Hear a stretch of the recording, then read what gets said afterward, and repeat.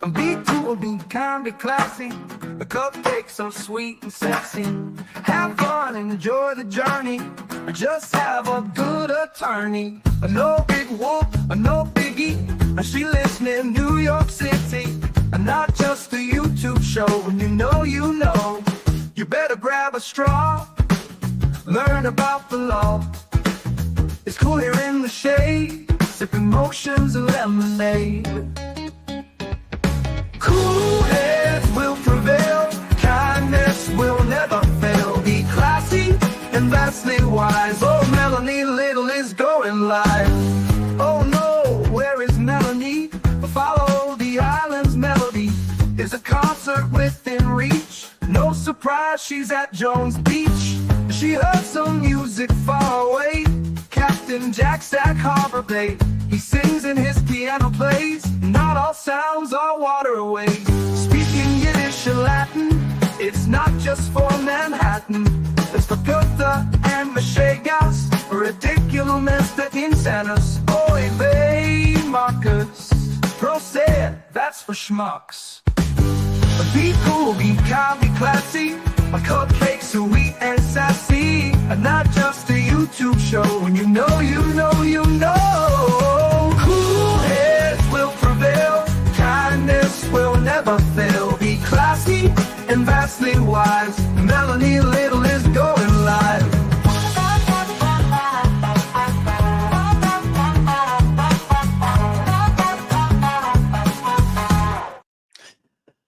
Good morning. Good morning, my friends. Thank you so much for coming to hang out with me this morning.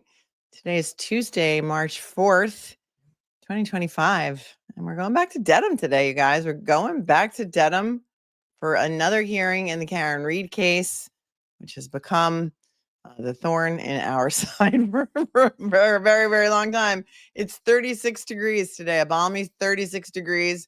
In Dedham, it feels like 24 degrees. I think there are a lot of people outside today. I was watching a little bit of CPU Tom CPU and Boston Mike. And as usual, Tom is outside the courthouse. And it looks like there's a lot of media there today, too. So I don't know what's going to happen today. I don't know what they're scheduled to argue because I feel like the whole schedule has been thrown off. The motion to dismiss was supposed to be argued either today or tomorrow.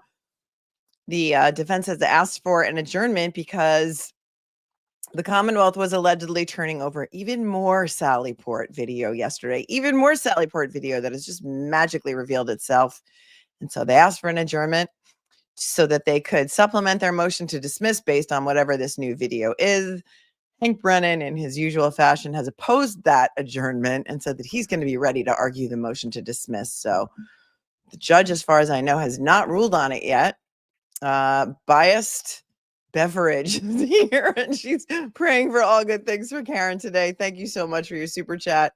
And yeah, prayers up for Karen and her family. On top here with the super sticker on top of it as always. And welcome Amelia, who became a new member. I think you're gonna like it here. How's everyone doing? Thoughts, questions, comments, concerns. The UK is here. The world's watching. Wake up to find out that you are the eyes of the world. You guys are the eyes of the world. You are, because the UK is here, at least. I know that Ireland is here. I know South Africa is here. It's 39 in Chippewa Falls. So there's that. It's, yeah, here's Wales. Wales in the house. Hi, Rebecca. The sound is up on Court TV. Let's hope their sound is better today. Hot mic. I'm only hearing it out of one ear, so as usual, we have to skip around to different audio to see what sounds best today. But let me just do one thing and check another stream. Boston 25 is usually good, except they don't usually put their live stream up ahead of time. It's like they kind of just go live with it, and this doesn't help me with my planning. I like to be prepared. I like to be planning. They don't have it up as far as going to be streaming it. Anybody else know who is streaming? Maybe Boston 10. Let's see.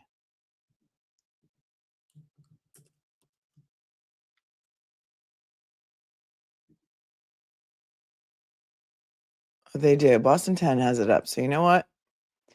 Sometimes their audio is better. I don't know why Court TV is streaming in what sounds to be mono from me, because it's literally only in one ear. Oh, and look, the glare is live on Instagram. Was this Instagram or YouTube?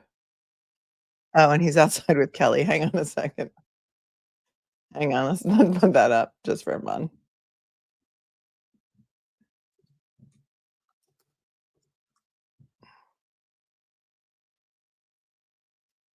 Wait, is this YouTube? Yeah, it's YouTube.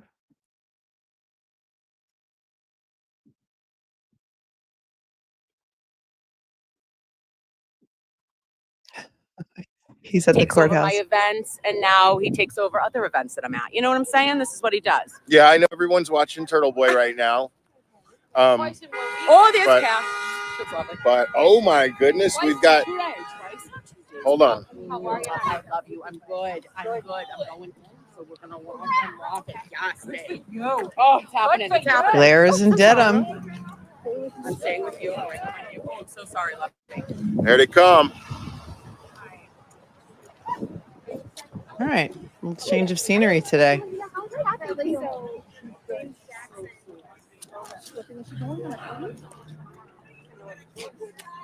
Everybody give him a like. And also smash the like button here. Morning. Make it bigger. Karen.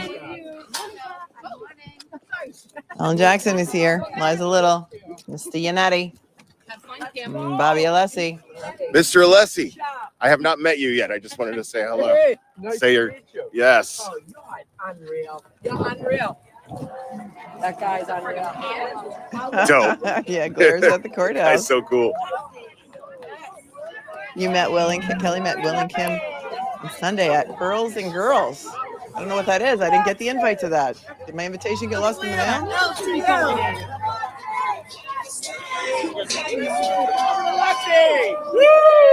A lot of James Jackson is there too. We are all watching,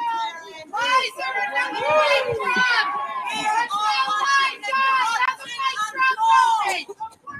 The world is watching. Do you hear them? The world is watching. The world is watching. We are all watching. Take it down. Oh, that's fun. Yeah, Nurse Kim is there. There's just a shot of him with Nurse Kim.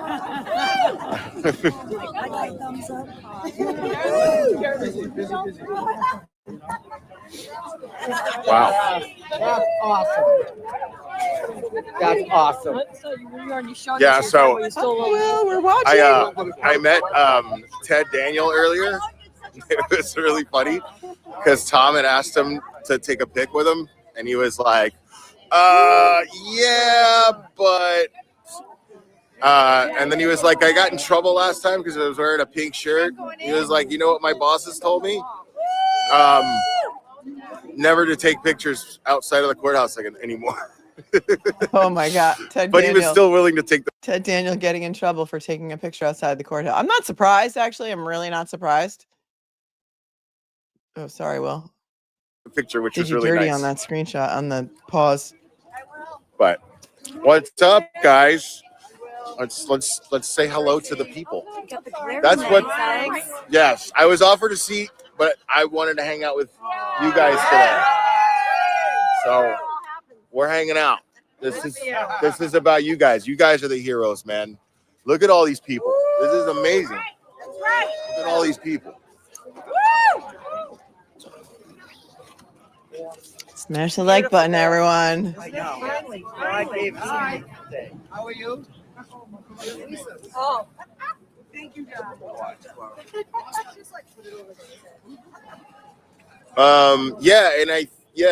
We hung out last night. We had a good time. We went to see a McCarthy's.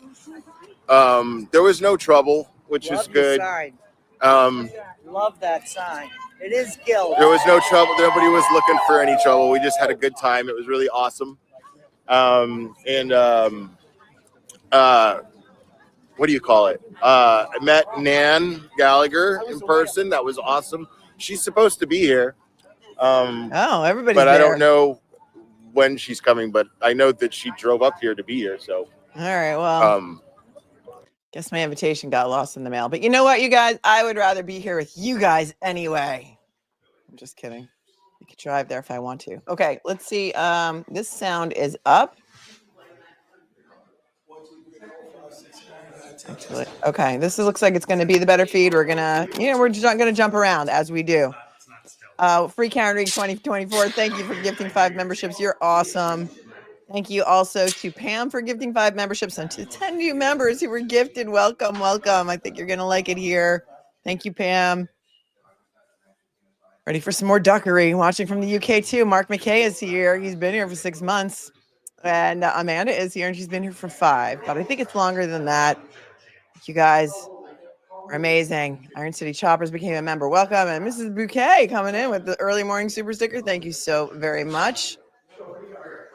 So we don't know what we're going to hear today. We need you, Melanie, or our heads will pop off. My head might pop off too. You never know what's going to happen. It's going to be like all Monty Python-esque situation here. 'Tis only a flesh wound. Poland is in the house. Hello, me, myself. Hello.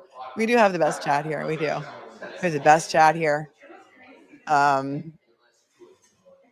Cindy says, thanks for being here with us. Where else would I be? I would rather be here with you. The one day that I was in court, it was like I would have rather been watching it on TV. You know, it's like when you go to a hockey game, sometimes you'd rather be watching it on TV because you can see, well, no, that's not a good example because I do love going to hockey games.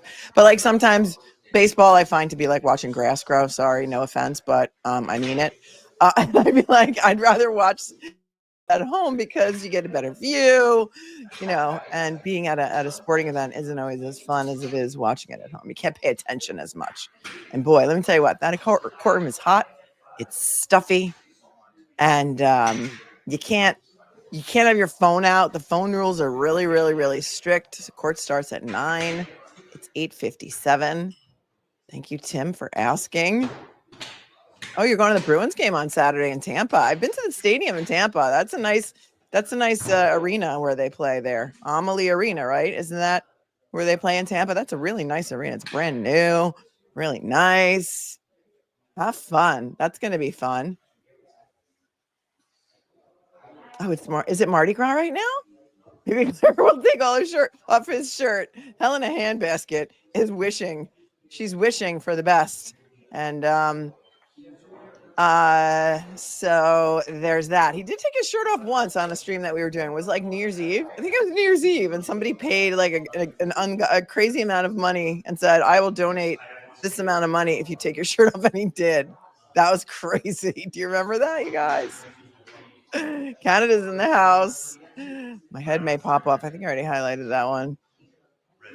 Oh, Magnolia Gypsy, it's your 1-year anniversary to be in a cupcake. Happy anniversary, my dear. Happy anniversary. Canada's in the house. Amy says it's warmer inside. I did meet Will on Sunday. Oh, good for you, Amy. That's nice. Very nice. Same claustrophobic courtroom. Well, we don't really know. I mean, it looks like it is. It's very claustrophobic. Hold on 1 second, please. Hold on.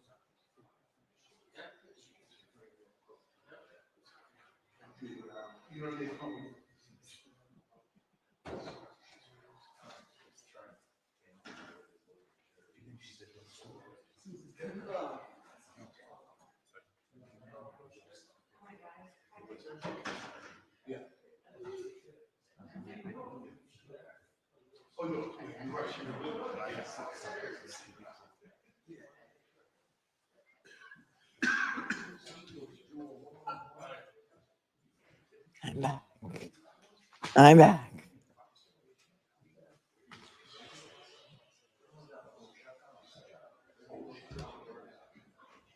Tracy's here. She wonders if Judge Bev will be huffing today. But I'm puffing. We have a sigh emoji for that. Good morning, Marie. Thanks for becoming a new member. Bev's dizzy glasses in here. In Canada.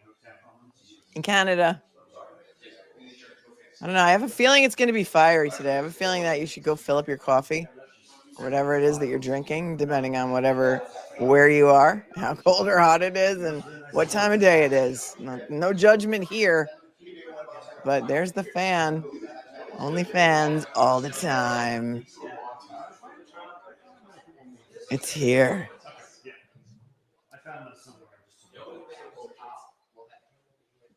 Let's go. SSD, let's go. Rolo Tomasi is here. Grosse Pointe, Michigan in the house. Loves the channel. Prayers up for Karen Reed and the defense team. Thank you so much for your super chat. I appreciate you so much.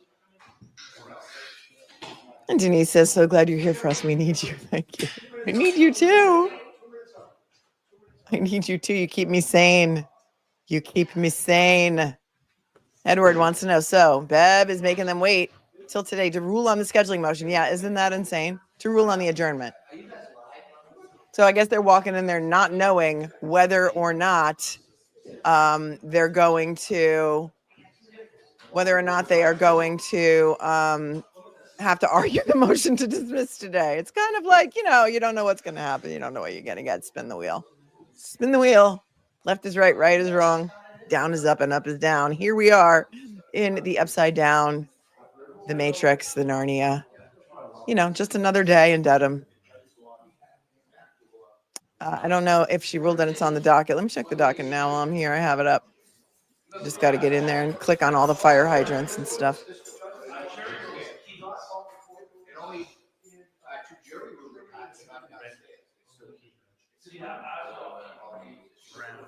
Oops.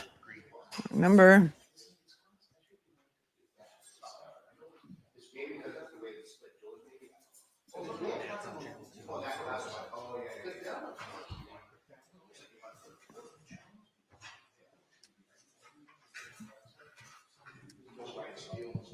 See if they scribbled anything on the court docket about whether that's going to be adjourned.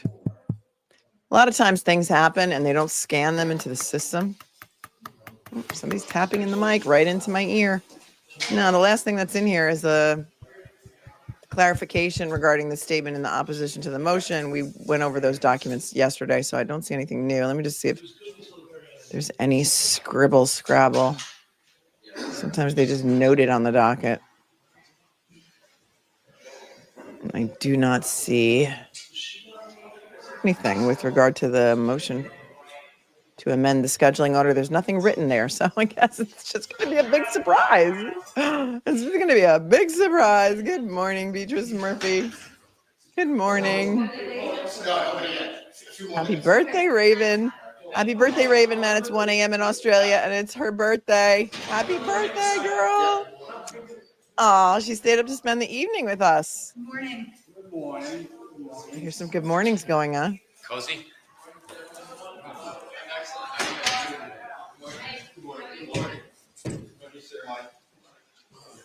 Hit the like button, everybody. Got over 6,350 people in here. That's a nice crowd for a Monday. It's not Monday. Sorry, it's Tuesday, right? It's Tuesday. I have to look at the corner of my screen of my laptop to tell you what day it is. Thank you, Curtis. I appreciate you even more. Thank you.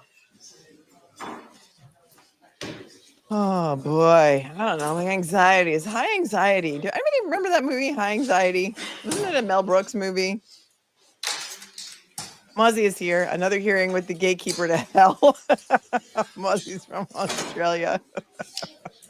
The gates to hell. I had a joke about that the other day, and I can't remember the context of it. But that's what I said. Being on Twitter is like, going through the gates of hell. Mark Williams is here, and he's from Derby, UK, and the world is watching this farce. I know. It's true. It is so true. Gene Wilder was in High Anxiety. Yes, I do. I do care, actually. Because Gene Wilder is also my favorite Willy Wonka. Nobody will ever convince me that Johnny Depp was a better Willy Wonka than Gene Wilder. Gene Wilder's the OG. Gene Wilder was married to Gilda Radner.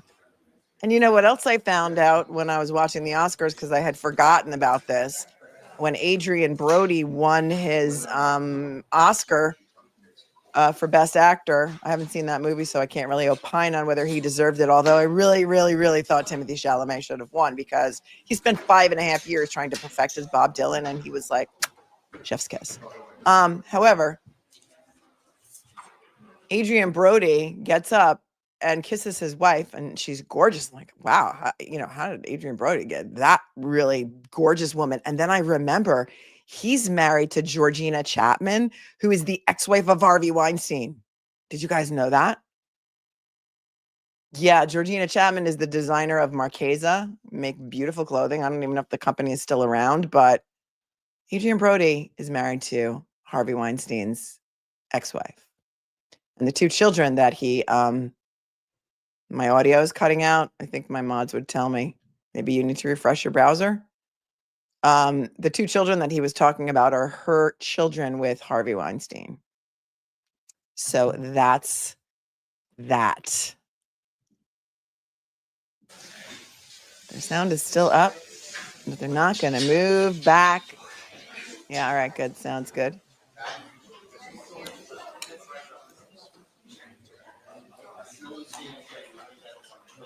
It's just chatter going on in the courtroom. We're not missing anything yet. All right, we have more viewers than Law and Crime. Woo, woo, woo. You know why? Because they're mean in the Law and Crime chat. Anybody ever tried to survive over in the Law and Crime chat? They're mean. You even think Johnny Depp would say that Gene Wilder is the OG? That's interesting. Yeah, that's because I muted the court. I'm muting the court because there's nothing going on but chatter, and it hurts my brain. So when they get ready to say, hear ye, we'll get back in there. God save the Commonwealth. It's just too much background noise. I don't really like background noise. Curtis agrees that Gene Wilder is definitely the OG of Willy Wonka.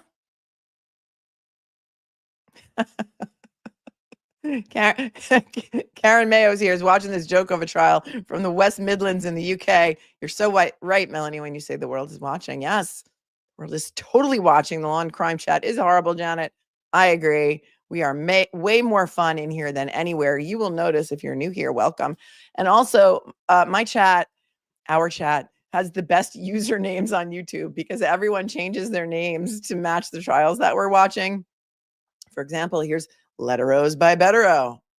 Letteros by Bettero. And we have so many very creative and very funny usernames, and they are the Snark Tank, and they're funny because we have to keep laughing. Otherwise, we're just going to cry. Maureen is here. Good morning, Maureen.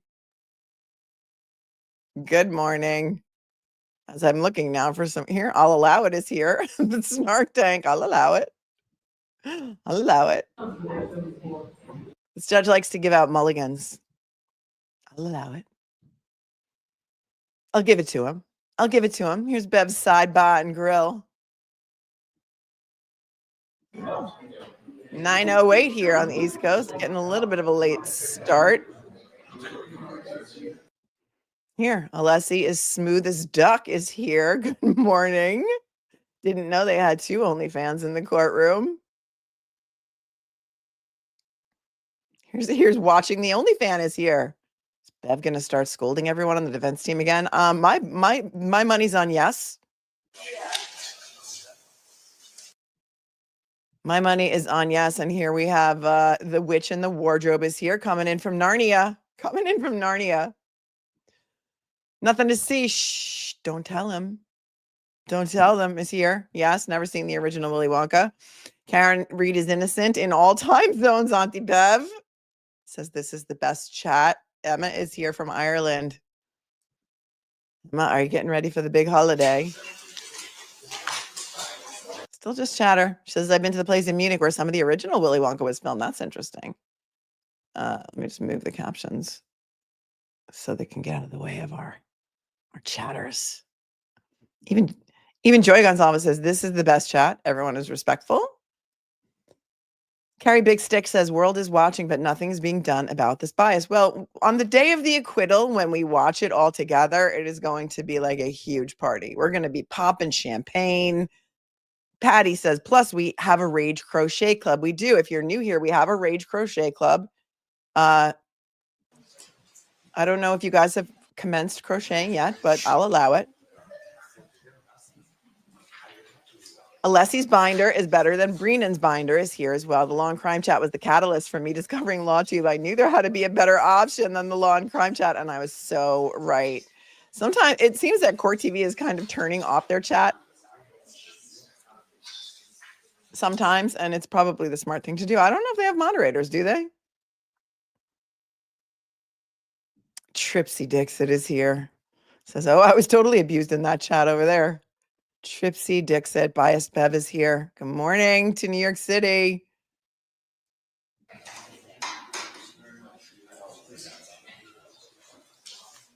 And here, look, from Spain, I am one such medical doctor parachuting in. Dr. Russell parachuted into this case, said Hank Brennan. Parachuted in. You can't even make this stuff up. If you were in Hollywood, if you were in a writer's room and somebody was tossing these ideas out, here, we're going to make a case. It's going to be about this girl who gets framed by some people, and they sprinkle taillight and everything, the shenanigans that nobody would believe. Nobody would take that. Nobody would pick up that script. They'd be like, yeah, no, it's too unrealistic. It's too unrealistic. Nobody's going to believe it. Way too unrealistic. Watching the OnlyFans is here and says, yep, if we don't laugh, we're going to cry. Good morning, Diddle Data. Diddle Data is here, as is Dribs and Drabs. I'd like to know if we'll see a drib or a drab today. Olivia Nile is here. She's amazing. She's also known as Olivia Lambo on Twitter. Many of you may know her from her excellent, lengthy, and very, very well written tweets explaining so many of the shenanigans, tomfoolery, and ballyhoo that have gone on every single day in this case for, well, over 3 years now. This has been going on.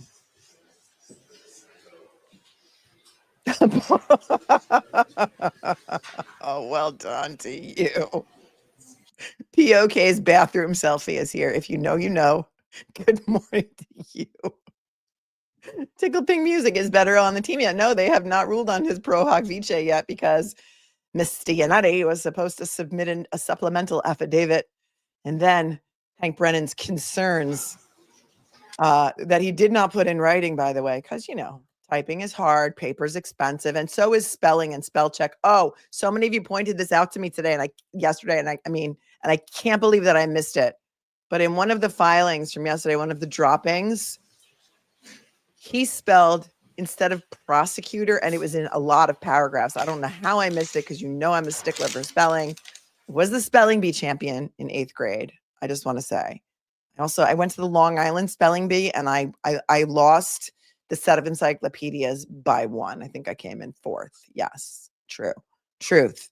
He spelled prosecutor, prosector in many paragraphs. And I thought, when somebody pointed it out to me, I thought, well, is prosector a word? Because maybe that's why, if they use spell check, which I have very high doubts about, that's why I didn't pick it up.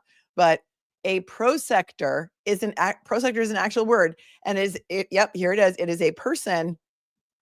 Thank you, Sheree. With the special task of preparing a dissection for demonstration, usually in medical schools or hospitals. Yes, typically on a corpse, correct? And that's kind of fitting, right? Kind of fitting here. Yeah, I think he did write indica on one of them. OB is here. Indica instead of indicia. And then the joke was, well, did he mean indica or does he really want some sativa? If you know, you know. But yeah, we've seen it all. And then some. Prosector Breenan. Oh, you were unmuted. I think they're getting ready. Free Billy Tibbets. Free Billy Tibbets. You know. I do. Thank you, Amy. I do need my 100,000 play button. Wouldn't it look so good? I don't know where I'd put it behind me, but I think I really do want it. When we were talking to Vinnie Politan yesterday, I congratulated him on his silver play button that he just hit 100,000, and he, held it up for us to see. And I told him about our secret competition that we had against him. And I said, do you have an Emmy? And he has an Emmy. I'm like, why don't you have your Emmy behind you? If I had an Emmy, I'd be carrying that thing around everywhere I went. He's like, yeah, maybe I should put it there. I'm like, yeah, maybe you should. Bobby Alessi's linguistic prowess is here and says, I can't wait to hear Bobby Alessi's linguistics today. Free Karen Reed. Thank you so much for your 5. I appreciate you so. Yes, Carrie. Yeah, she says it's so hard to misspell words. Our devices don't let us, except for if it is a real word, spell check won't pick it up. So you need actual person to actually proofread it. It's a thing. And sometimes you need a second set of eyes to proofread it. But we're beginning to think that he's being sandbagged from every angle. But, despite the fact that he has his own paralegal, Brennan does, that they're also paying in addition to what was supposed to be $75,000 at $250 an hour, we've now learned is up to something like $250,000. And how pissed is Lally that his annual salary last year was like $140, and that guy worked his tail off. He was like a one-man band trying the original Persecution of Karen Reed with the cymbals between his knees, the harmonica in his mouth, the accordion, in his armpits. He had like some other instrument, maybe a horn. Like he was a one-man band. And if you break down the hours that he spent trying that first case, I bet you he was making maybe like $2 an hour. Yeah, it's crazy. Karen versus Goliath is here and laughing already.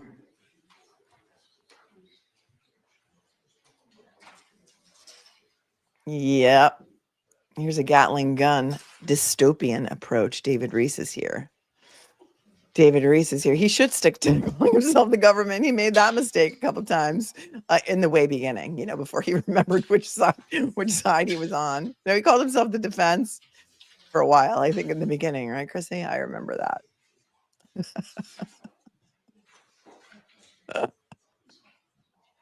Yes, I know, Amelia. It needs to be proofread and signed. Hello. You're getting the money from the people. Use it wisely. I know. How many of you in the chat are actually from Norfolk County and are very upset that your tax dollars are being spent on this prosecutor? Patty Gunn is here and she became a member. Welcome, girl. Thanks, H-Bag. On vacation in the Cayman Islands wearing a free Karen Reed tank. Well, you go, girl. And I hope you're having lots of sun there. And I'm honored that you would listen to me while you're in the Cayman Islands. On top, God save the cupcakes. Too late for the Commonwealth. I think you might be right. I've been a member for more than 3 months. YouTube hates me. No, they don't. No. Thanks, Free Karen Reed 2024. Lynn Britton is here and listening from the doctor's office and loves it here. Thank you, Lynn. Tired night shift nurse is here and became a member, as did Shredder S07.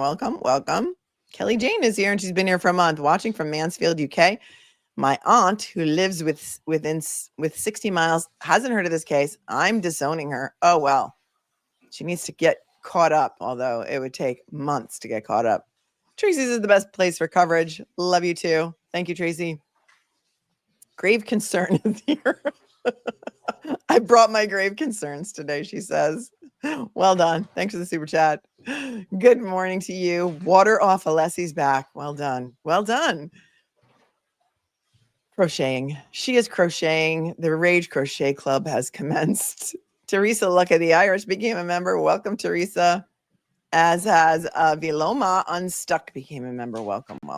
Bobby Alessi's linguistic prowess has been here for 6 months. And we're chit-chatting until they actually decide to start the court hearing, which is now 9:18 a.m. Usually she's pretty prompt because she likes to get out of there come the stroke of 4. There's no working past 4 in this courtroom. There's a lot of half days and a lot of summer Fridays, a lot of like Taco Tuesdays, half day Wednesdays. It's a very weird court schedule. Bernie Heaven is here and says, is it wrong? I'm praying for the court official to shout, hear ye, God help the Commonwealth. Hello to the UK, Bernie Heaven. I'm Brennan, the special prosecutor, says Witch in the special prosector. Thanks, Witch in the Wardrobe. Isabel became a member. Welcome. Karen V. Goliath says, I love the humor in this chat so much. Laughing out loud at the names is my favorite. If you know, it is. We know. Thanks for your super chat. I'm just a girl and the world is here. She's boots on the ground in Dedham. Here we go. Thanks for your super chat. Yay. All present have any business before the Honorable Beverly Canoni, Justice of the Norfolk Superior Court in the Foley County of Norfolk. Draw near to the attendance and shall be heard.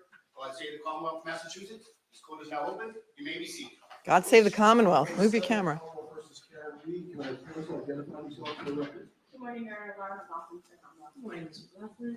Good morning, Mr. Lally. Good morning, Your Honor. Hank Brennan for the Commonwealth. Good morning, Mr. Brennan. Good morning, Your Honor. Al Jackson from the street. Good morning, Mr. Jackson.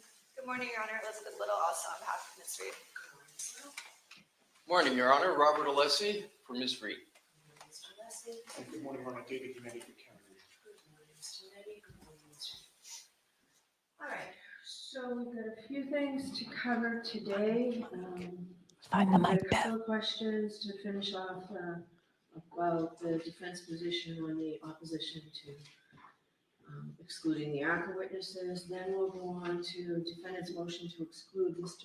Crosby, or Dr. Crosby, and then we'll go on to the defendant's motion to exclude Robert Gilman. I know they're both under dogger grounds, and we'll hear about that. And the Commonwealth's motion for sanctions. And we have newly filed a motion to amend the scheduling order so that we don't hear the motion to dismiss today, and in opposition to that, and a motion to reconsider part of my prior ruling regarding the tapes of the Canton Police Station video. It's a lot. So that's the order that makes sense to me to finish up what we already had scheduled last week before we do anything else. Can you hear? So the questions that I have, before we start, so I want it to be very clear, council knows this. There has been some attempt at distinction between defense counsel. Mr. Yannetti wasn't on the emails. Ms. Little wrote the pleadings that everyone signed. Mr. Alessi's late to the game here, but All right. Tell me if this sound is better. We're going to rewind it, so hang on. to exclude Robert Gilman. I know they're both under dogger grounds, and we'll hear about that. Does that sound better? And the Commonwealth's motion for sanctions. And we have newly filed. I know people are saying you can't hear the. I'm trying to adjust the volume. Is this so better? that we don't hear the motion to dismiss today, and in opposition to that, and a motion to reconsider part of my prior ruling regarding the tapes of the Canton Police Station video. So that's the order that makes sense to me to finish up what we already had scheduled last week before we do anything else. So the questions that I have. All right. I have turned my volume down so that you can turn your volume up. Okay. I did lower my volume. Okay. Here's me. Before we start, Here's court. So I Here's me. want it to be Here's very court. clear. Council knows that. Okay. Is that better now that I lowered my volume? Good. Okay. Thank you. There has been some attempt at distinction between defense counsel. Mr. Yannetti wasn't on the emails. Ms. Little wrote the pleadings that everyone signed. Mr. Alessi's late to the game here. But you all know that when one of you speaks, you speak for the entirety of the defense team. When one of you acts for the entirety of the defense team. And when one of you makes representations or misrepresentations, you speak for the entire defense team. You don't know that. Do you understand that, Mr. Yannetti? I do, Your Honor. Are we in kindergarten? Jackson, Of course. Ms. Little, Yes. and Mr. Alessi. Yes, Your Honor. So each attorney is legally accountable for the actions and statements of the entire team. So now the questions that I have, Mr. Alessi, that you said welcome questions, and I appreciate that. So I wanted to talk a little about that pause email that you call it. Could you stand, please? Because I need to go to Could you stand, please? Yes, I was going to go to the Sure, podium. go ahead. Isn't that going to the principal's office? Can you stand, please? Thank You're all I didn't responsible. understand what you were talking. You could stand. All right, so the pause email is you call it. So first of all, we have that Wednesday, March 20th, 2024, 10:49 a.m. Email from Mr. Jackson. Dear Dr. Wolf, thank you so much for taking the time to get on the phone with me this morning. Pursuant to our conversation, please feel free to forward an engagement letter to this email address. I will get that countersigned and returned to you forthwith, along with your retainer as required. Also, if you could attach a copy of your, Dr. Rentschler's, and Mr. Klein's CVs, I would appreciate it.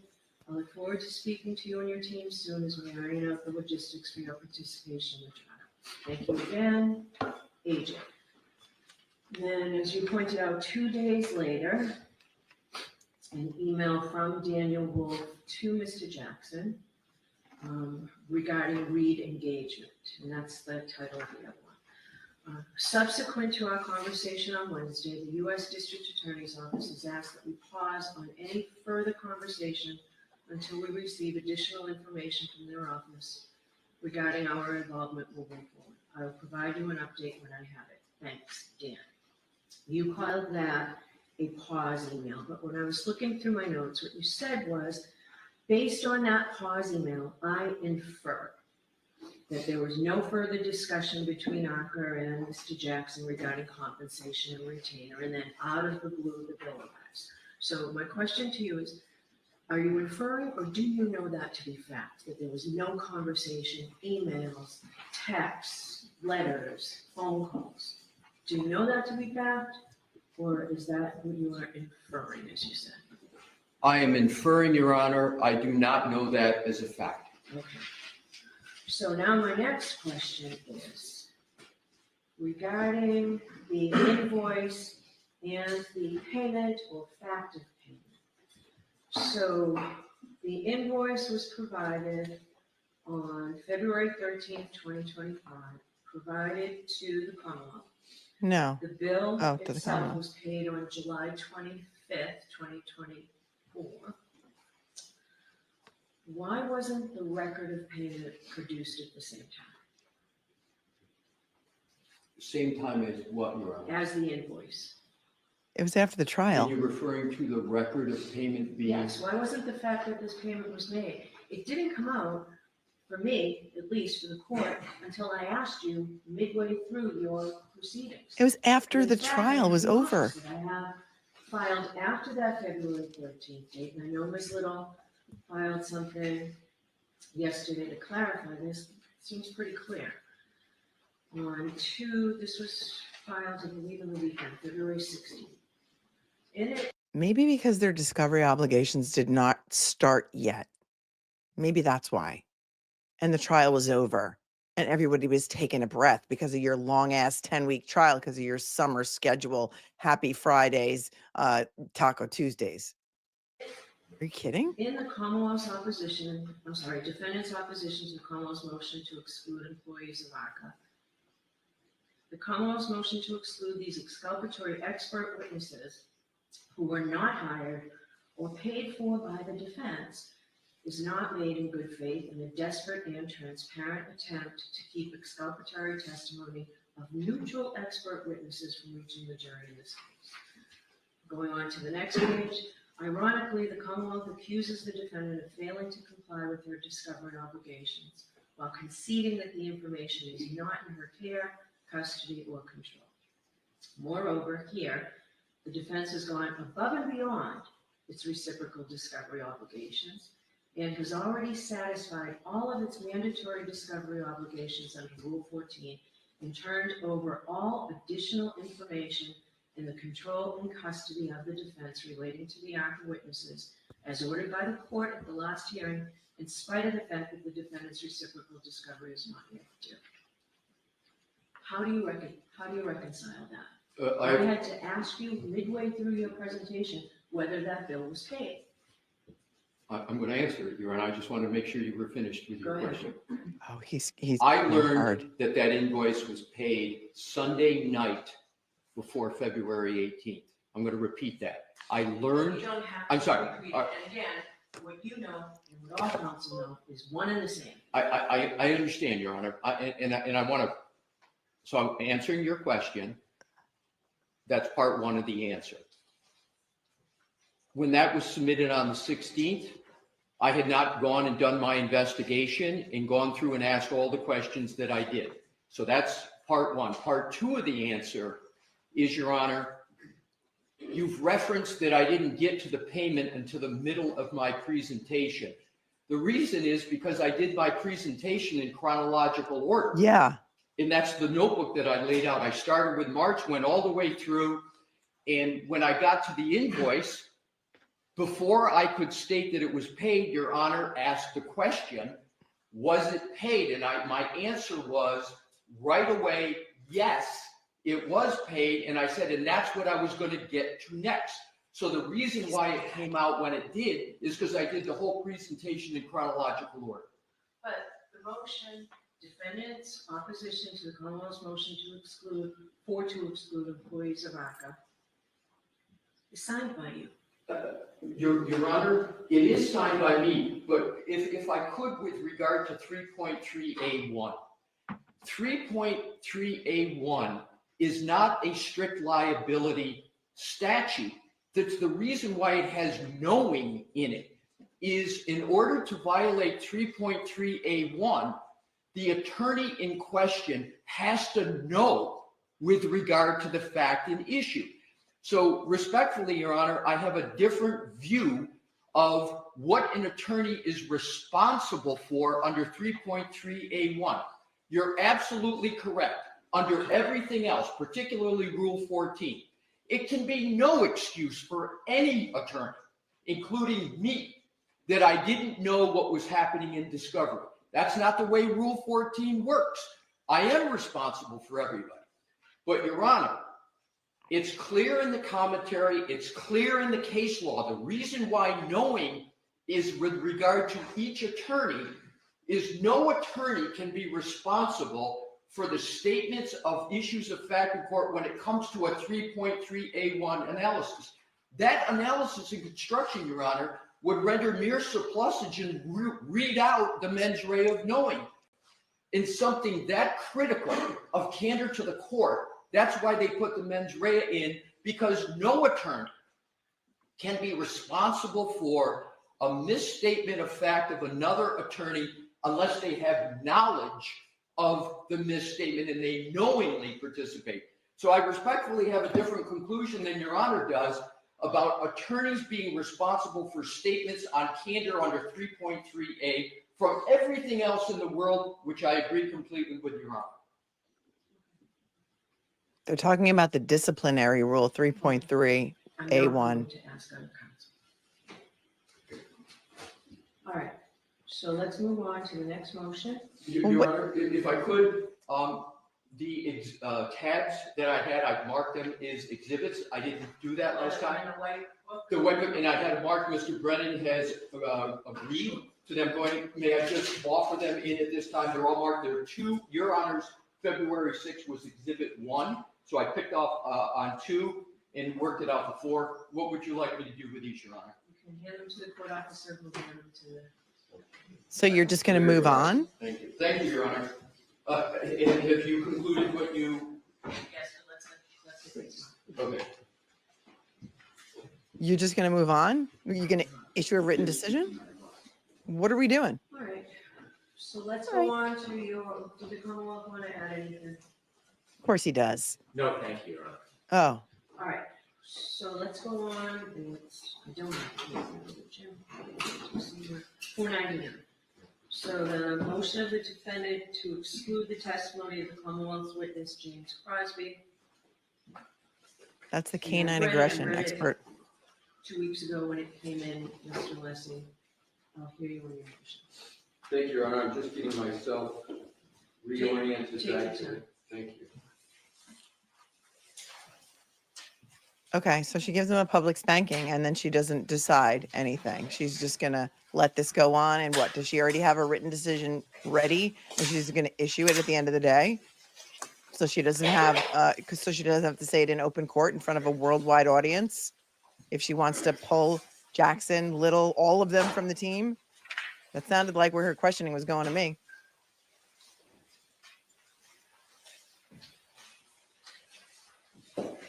May it please the court. The entire proposed testimony of Dr. Crosby should be excluded because he is plainly not qualified to render the opinions that he is trying to render, and his methodology not only is not reliable, but it's not even documented. Your Honor well knows the inquiry under Dalbert Lanigan, so I won't go through Rentala and the rest. Your Honor's heard it many times before. Under the qualifications prong, the crucial inquiry, Your Honor set the standard for the subject matter of his testimony. And what is the subject matter of his testimony? The subject matter of his proposed testimony is the medical cause of the injuries and wounds to the right arm of the decedent. I'm going to get into how Dr. Crosby tries to camouflage to avoid the impact of the standard Your Honor established. But that is clearly what he is trying to do. And I cite to NDAO 1377, NDAO 1382, because that is where he renders his opinions. For example, he says, this is a preliminary response to your request for my professional expert opinion regarding injuries and defects to the right arm of decedent John O'Keefe. Similar statements. So it's very clear that's the subject matter of his testimony. Your Honor stated with regard to Dr. Rentschler that it is clear to me that in Massachusetts, biomechanical engineers are not qualified to testify as to medical causation of an injury. Point. Only an MD can do that. That's what Your Honor said was the clear law in Massachusetts. And we said that we loved him using her own words against her and her own rulings against her from the last trial. He's upset. You can tell he's a little bit rattled. You usually don't see that from Bobby Alessi, but you can tell. Massachusetts. Admittedly, indisputably, Dr. Crosby is not a medical doctor. As a matter of fact, Dr. Crosby is not a veterinarian. He's not a forensic odontologist. And those are all disciplines that can even get near the type of subject matter that he's looking to opine about. He tries to dodge that very impactful standard that Your Honor established by saying, well, you know, this case is not about the treatment of the decedent. It's not a case about the treatment of the wounds on the right arm. And yeah, you'd have to be a medical doctor to treat, but that's not what the issue is, so I'm okay. It is a total straw man argument. He's creating this treatment. Nobody ever said the way that the issue is treatment. Dr. Russell never said treatment. Dr. Crosby made it up. So he creates this straw man to try to avoid the medical causation opinion that he is given. And I think that's a clear indication that he is very, very sensitive to the issue that he's not a medical doctor. With regard to his area of expertise, it can't be more obvious than his own proclamations. He says the name of his consulting group is Canine Aggression. His purported title is Certified Behavior Consultant. So he himself dubs himself with regard to canine behavior. And that is what he is expert in. And of course, there's no issue whatsoever in this case about canine behavior. And more importantly, his own report doesn't discuss canine behavior at all. So in conclusion, on the qualifications prong, Your Honor, based upon Your Honor's standard, he's not a medical doctor. He's therefore not qualified to opine on the cause of the wounds to the decedent's right arm. The court need go no further than the qualifications prong to exclude all of his testimony, because all of his report is regarding the cause of the wounds to the decedent's right arm. And it almost is common sense that when someone is trying to opine, There's no common sense in this courtroom, and he's right. She doesn't need to go any further. He doesn't have the qualifications to talk about the injuries. Stop. End of story. But we're in the upside down matrix. on the cause, the medical cause of injury, that if you're not a doctor with regard to the issue, that you're not qualified. So now let's go to the methodology of Dr. Crosby.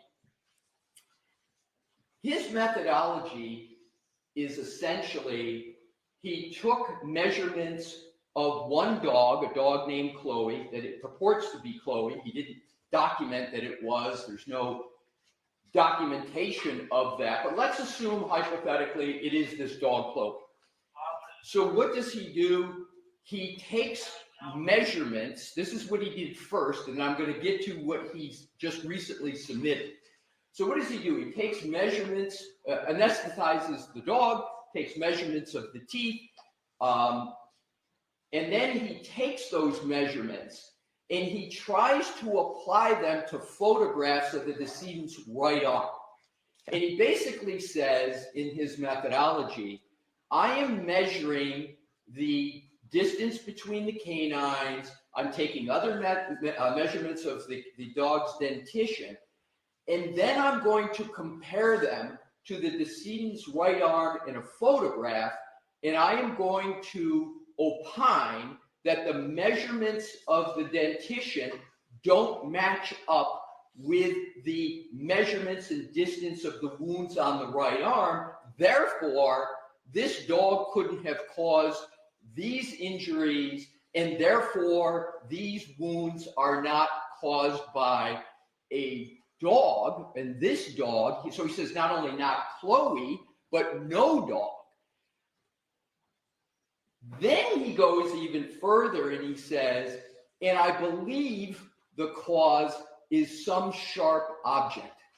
So now we have him going even beyond a dog, and he's claiming that it was caused by a sharp object. A shattered taillight that broke into teeth-shaped pieces. If you know, you've seen it on the cesspool of Twitter, and then scratched his arm in linear abrasions all at the same time. It was magic. It just goes to show you how far he is afield of what he is doing. So he's not a medical doctor, so he's now performing essentially another diagnosis of the wounds to a human. It's like witchcraft. He provides zero evidence of any experience in determining whether a wound on a human is caused by a dog or a sharp object. And his methodology, Your Honor, is remarkable for several other reasons. First, he uses a hospital wristband to take his measurements because the photographs of the autopsy didn't have the ABFO ruler in them. So he tries to use the wristband as a surrogate for his measurements.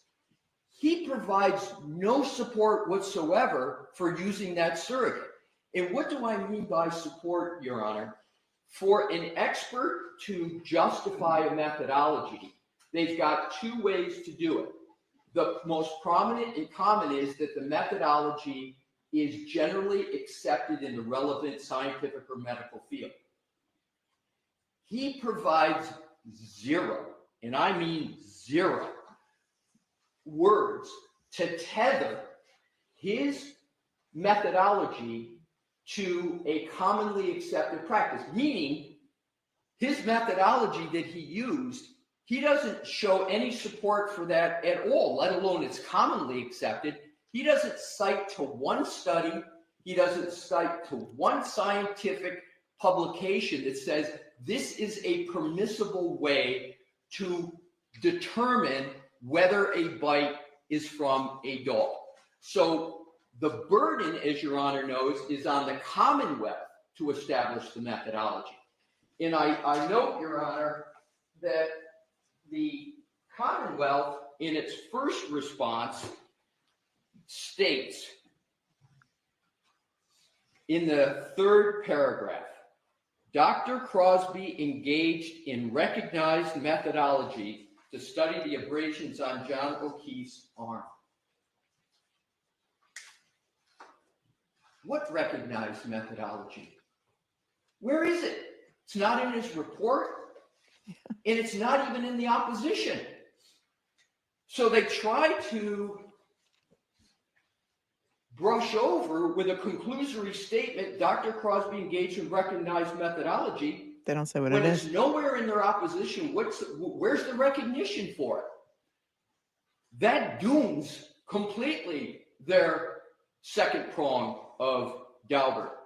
Then what they say about methodology in the same paragraph, they say the methodology employed was based on facts, science, and study.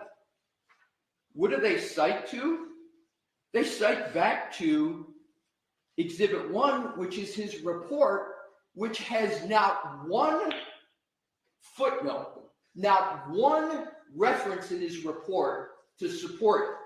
So the statement the methodology employed was based on fact, science, and study is a bald conclusion with no support at all. And this was the opportunity for the Commonwealth. I put it pretty clearly what the challenge was for them to come back and say, oh, no, the methodology, it's recognized, and here is the basis for it. It gets worse for the Commonwealth, Your Honor, on the methodology, because there are potentially some methodologies that might be used. They're called into serious question, but one of them for humans, not for dogs, is what the ABHO talks about is the dental mode and overlay method. And that is basically take a mold of dentition, and in the most recent submission, the Commonwealth put in, very belatedly, but I can deal with it, that Dr. Crosby now says he took molds of the dog's teeth. And so I'm going to accept arguendo that he did that and he did it correctly. But what he misses is those molds are meaningless unless you come to part 2. You've got to take those molds and compare it to something. And the something is what's called the overlay method. And what is the overlay method? And this is all set forth in our opposition. And I've got citations to the exhibits, which I'm going to go to. The overlay method is the part 2 you apply the mold to. So what you do is you take tissue samples of the wound and you make, there's a variety of techniques you can do, but you basically create the wound on a model, and then you compare the mold to the model to see if they match up or don't match up. He never engaged in the second part of what is, even with 2 parts, is a questionable methodology. He doesn't employ the overlay method, the part 2. So the molds that he took are meaningless unless you have the overlay to go with it, because that's what you compare them to. More importantly, the ABHO makes it clear that the only people that can do that are forensic odontologists. And even then, the science is very questionable. What he also does in terms of, and also for his methodology, where it's just a measurement, he provides 0 citations, and the Commonwealth provides 0 support for taking measurements in molds and comparing them to the wound. 0. So what are the other errors of Dr. Crosby? And these are not mere differences of opinion, Your Honor. These go right to the methodology. And we put in an affidavit of Dr. Russell, who is the medical support for his errors. So Dr. Russell goes through and talks about all the errors that Dr. Crosby caused in his analysis. The first, she says, is that he treated the arm of the decedent as if it is a static, plastic mannequin-like object. And what is meant by that? Your Honor may recall Dr. Russell stated that when anyone is attacked by a dog, they move their arm, they flex their arm, and they move it, etc. And that can cause a dog's teeth to have an incomplete bite, etc. Dr. Crosby doesn't account at all for that movement.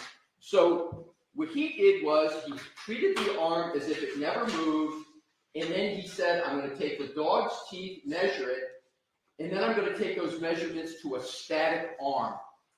And he says it's just Right, as if John O'Keefe was a mannequin. I remember he brought that up about the mannequin in his papers. the distance is too far off to say that it was from any dog.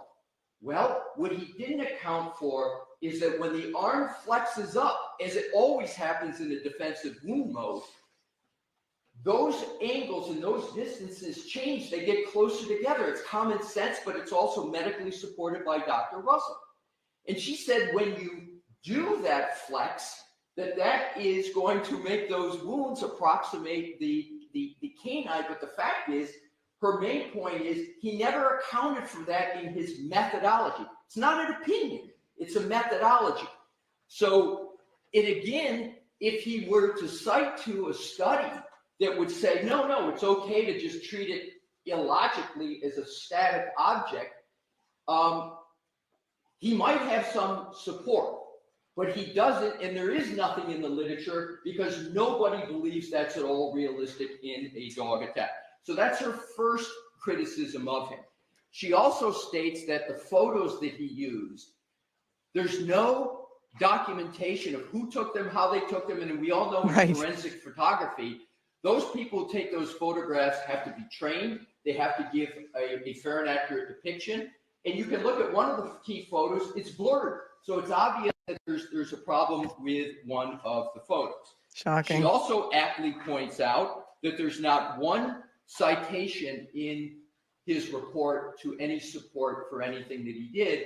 The Commonwealth, in their opposition, spent more words going back trying to attack Dr. Russell than they did trying to support their own expert's opinion. Great point. And I just counted the lines. I'm not going to tell you what the count is, but there's more lines. Great point. They spent more time opposing Dr. Russell than they did supporting their own purported expert who, it should be a shock to no one, produced some blurry photos, because blurry photos seem to be a thing in this trial. Blurry video, blurry photos, just accept it for what it is. Basically trying to say that Dr. Russell's entire testimony and opinions lacked adequate authority. She had, I think, 31 footnotes in her report. The one who entire opinions lacked adequate authority is Dr. Crosby.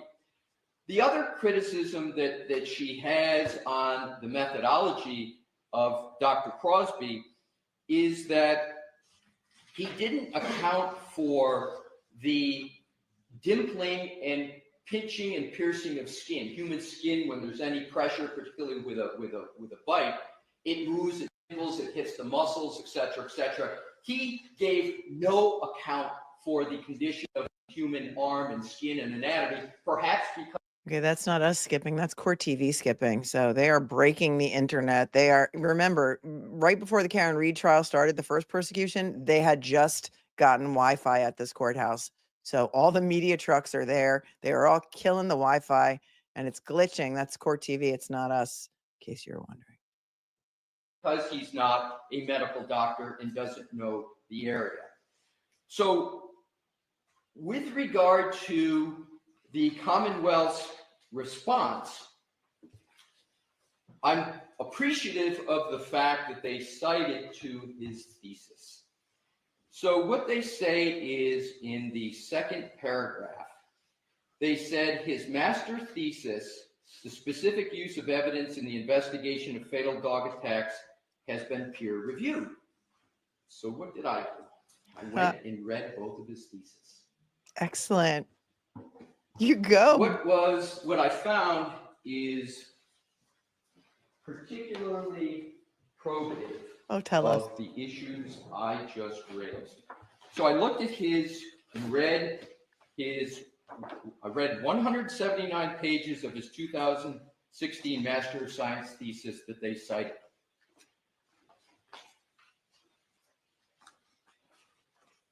In it, he talks about, on page 46, defining bite mark evidence. A bite mark can be generally defined as a pattern made by teeth in a substrate. A dog bite injury is a pattern industry. Your Honor, No, injury, not industry. He's supporting Dr. Russell by saying it's a pattern injury or you need pattern recognition training. Listen, this is fantastic. Recall the absolute probing of Dr. Russell on patterns and the arguments that patterns are a soft science and you can't rely upon them. And lo and behold, Dr. Crosby's first sentence in his master's thesis This is brilliant. A bite mark can generally be defined as a pattern. A dog bite injury is a pattern injury. So I appreciate in his thesis that he confirms Dr. Russell's methodology. Mm-hmm. What he doesn't do in his thesis is even mention his own methodology that he used here. In 179 pages, there is now one reference to the methodology he used in his report. With regard to, I mentioned the ABFO, the American Board of Forensic Odontology, and I mentioned how difficult that is to do that correctly. In his thesis, he states, and I quote on page 61, the guidelines, however, do not indicate the criteria necessary for using each method to determine whether the bite mark can be related to a person's dentition and with what degree of probability. There is no science on the reproducibility of the different methods of analysis that lead to conclusions about the probability of a match. A very, very, and I couldn't agree with Dr. Crosby more on that.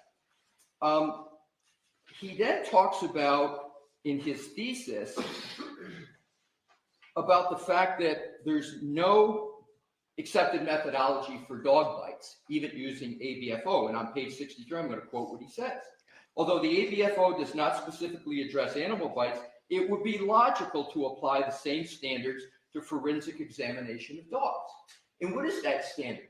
That's the mold in the overlay, right? He never did the overlay, and he was proposing in his thesis that that might be a way to go, but he recognizes that it is not reliable.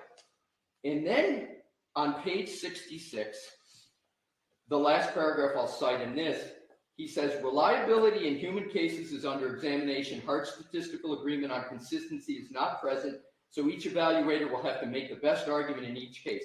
As case law develops and examination science progresses, we can hope that standards will be established and accepted. Until then, a forensic bite evaluator can best develop their opinion based on whether the bite mark in question is consistent or inconsistent with a pool of potential subjects established by other means. Here we go. Here we go. This opinion should be heavily influenced by supportive hard evidence, such as DNA, physical observation, blood, tissue recovered from the gastrointestinal tract, and other factors. So the ABO, he agrees with the fact that you just, even with this methodology, you've got to have it supported by this hard evidence that he doesn't have anywhere near in his methodology. And what he also talks about is relying upon a medical examiner for this hard evidence. And what we point out in our opposition, Your Honor, he never worked with a medical examiner for his methodology. He never worked with a forensic odontologist. In the case law that we point out, even in this very suspect area of bite mark analysis, even in the cases that allow it for humans, they are all cases where there had to be a forensic odontologist or a medical examiner involved for quite obvious reasons. So his master's thesis supports the methodology of Dr. Russell and provides not one mention of his methodology. So then I said, well, maybe in his PhD thesis, which is more recent, 2023, maybe in that thesis that the Commonwealth did not cite. So I went and read 143 pages of that, and there is zero mention of his methodology, and that was just 2 years ago. So what does he say? In his whole thesis is entitled Dog Bite Related Human Fatalities in Scientific Study. So it's really about fatalities, and here it's undisputed that the decedent, his death wasn't caused by a dog. It's a dog attack, but that was not the cause of death.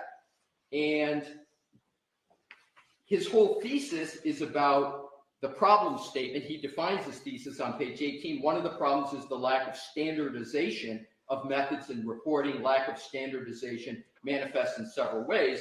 So basically what he did in his thesis is he went through and talked all about when there's fatalities, there's ways, and he creates a classification system on page 63. But his classification is on behavior. Second sentence, page 63.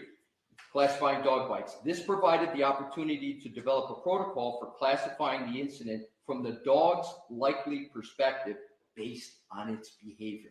That's his thesis. It's got nothing to do with, is this wound caused by a dog bite? Yeah, it's canine behavior. And so on the point of needing a medical examiner, needing someone like a forensic pathologist to be involved, he agrees. Page 125 of his PhD thesis. Oh.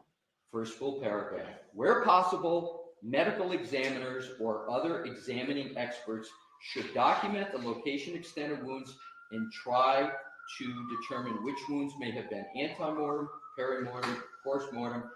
This may require histological analysis by a forensic pathologist. So he mentions what medical examiners should do, what a forensic pathologist should do. He doesn't even begin to suggest that he should do it or that he is even qualified to do it. So in sum, Your Honor, with regard to Dr. Crosby, whose degree is in veterinary science, I don't know what that is. Dr. Russell doesn't know what that is. It's certainly not a veterinarian, although if one reads it quickly, one might think that's what it issued. He's not. He was a police officer for 22 years. Not that there's anything wrong with that. He didn't deal. He wasn't like a canine police officer. He had an interest in them then, and it wasn't until he retired that he became active in dog behavior and how dogs behave, if they're aggressive, etc., etc. So why is it, Your Honor, that we respectfully submit that he cannot testify with regard to the subject matter of his report, which is the medical cause of the wounds on the decedent's right arm? He's not a medical doctor. He's not a forensic odontologist. He's not a veterinarian. He has none of the qualifications to do that. And he surely doesn't have any qualifications to say it wasn't a dog, but it's a sharp object. And then with regard to his methodology, he doesn't document at all how that methodology is generally accepted. He doesn't even, nor does the Commonwealth even talk about the non-exclusive Daubert factors and how they might satisfy that alternative. And lastly, when he speaks and writes a master's thesis and a PhD thesis of just 2 years ago, he doesn't even mention the methodology that he used. Right. So, Your Honor, in Your Honor's opinion about Dr. Russell, stated that it was a close call for Dr. Russell in her ability to testify. If it was a close, no, not if, since it was a close call for Your Honor, I believe it is as distant a call as possibly could be made with Dr. Crosby. So I respectfully request that he be excluded. There's no need for a Daubert hearing. It's plain on the papers, and it's not something that is curable. The Commonwealth tried to submit very recently a mold. Interestingly, they never tried to document the methodology, tether it to study, show that it was recognized. They've now had 2 tries at it, and they haven't come close, and I'd urge the court to reject it. A jury should not have to hear from a dog behavioralist on what was the cause of the wounds to the right arm of the decedent. Well done. All right, thank you very much. Mr. Brennan, before you begin, Dr. Crosby is not going to testify that this injury appeared to have been caused by some sharp object, is he? Are you planning on doing that in? I wouldn't ask him to do that, no. All right, so I'm going to. Yeah. Yes. Oh, so first she wants to make sure he's not going to testify the injury was caused by some sharp object, and now she's really going to consider letting him say that it wasn't a dog. Mr. Alesi tries to His name is point out Alessi. differences between. His name is Alessi. Show some respect, because this guy is so far beyond your skill set that it's embarrassing. His name is Alessi. Get it right or go home. Like, I'm done with this guy and his shenanigans, okay? Bring in. Mr. Alesi tries to point out differences between Dr. Russell and Dr. Crosby, and there's always going to be differences between experts.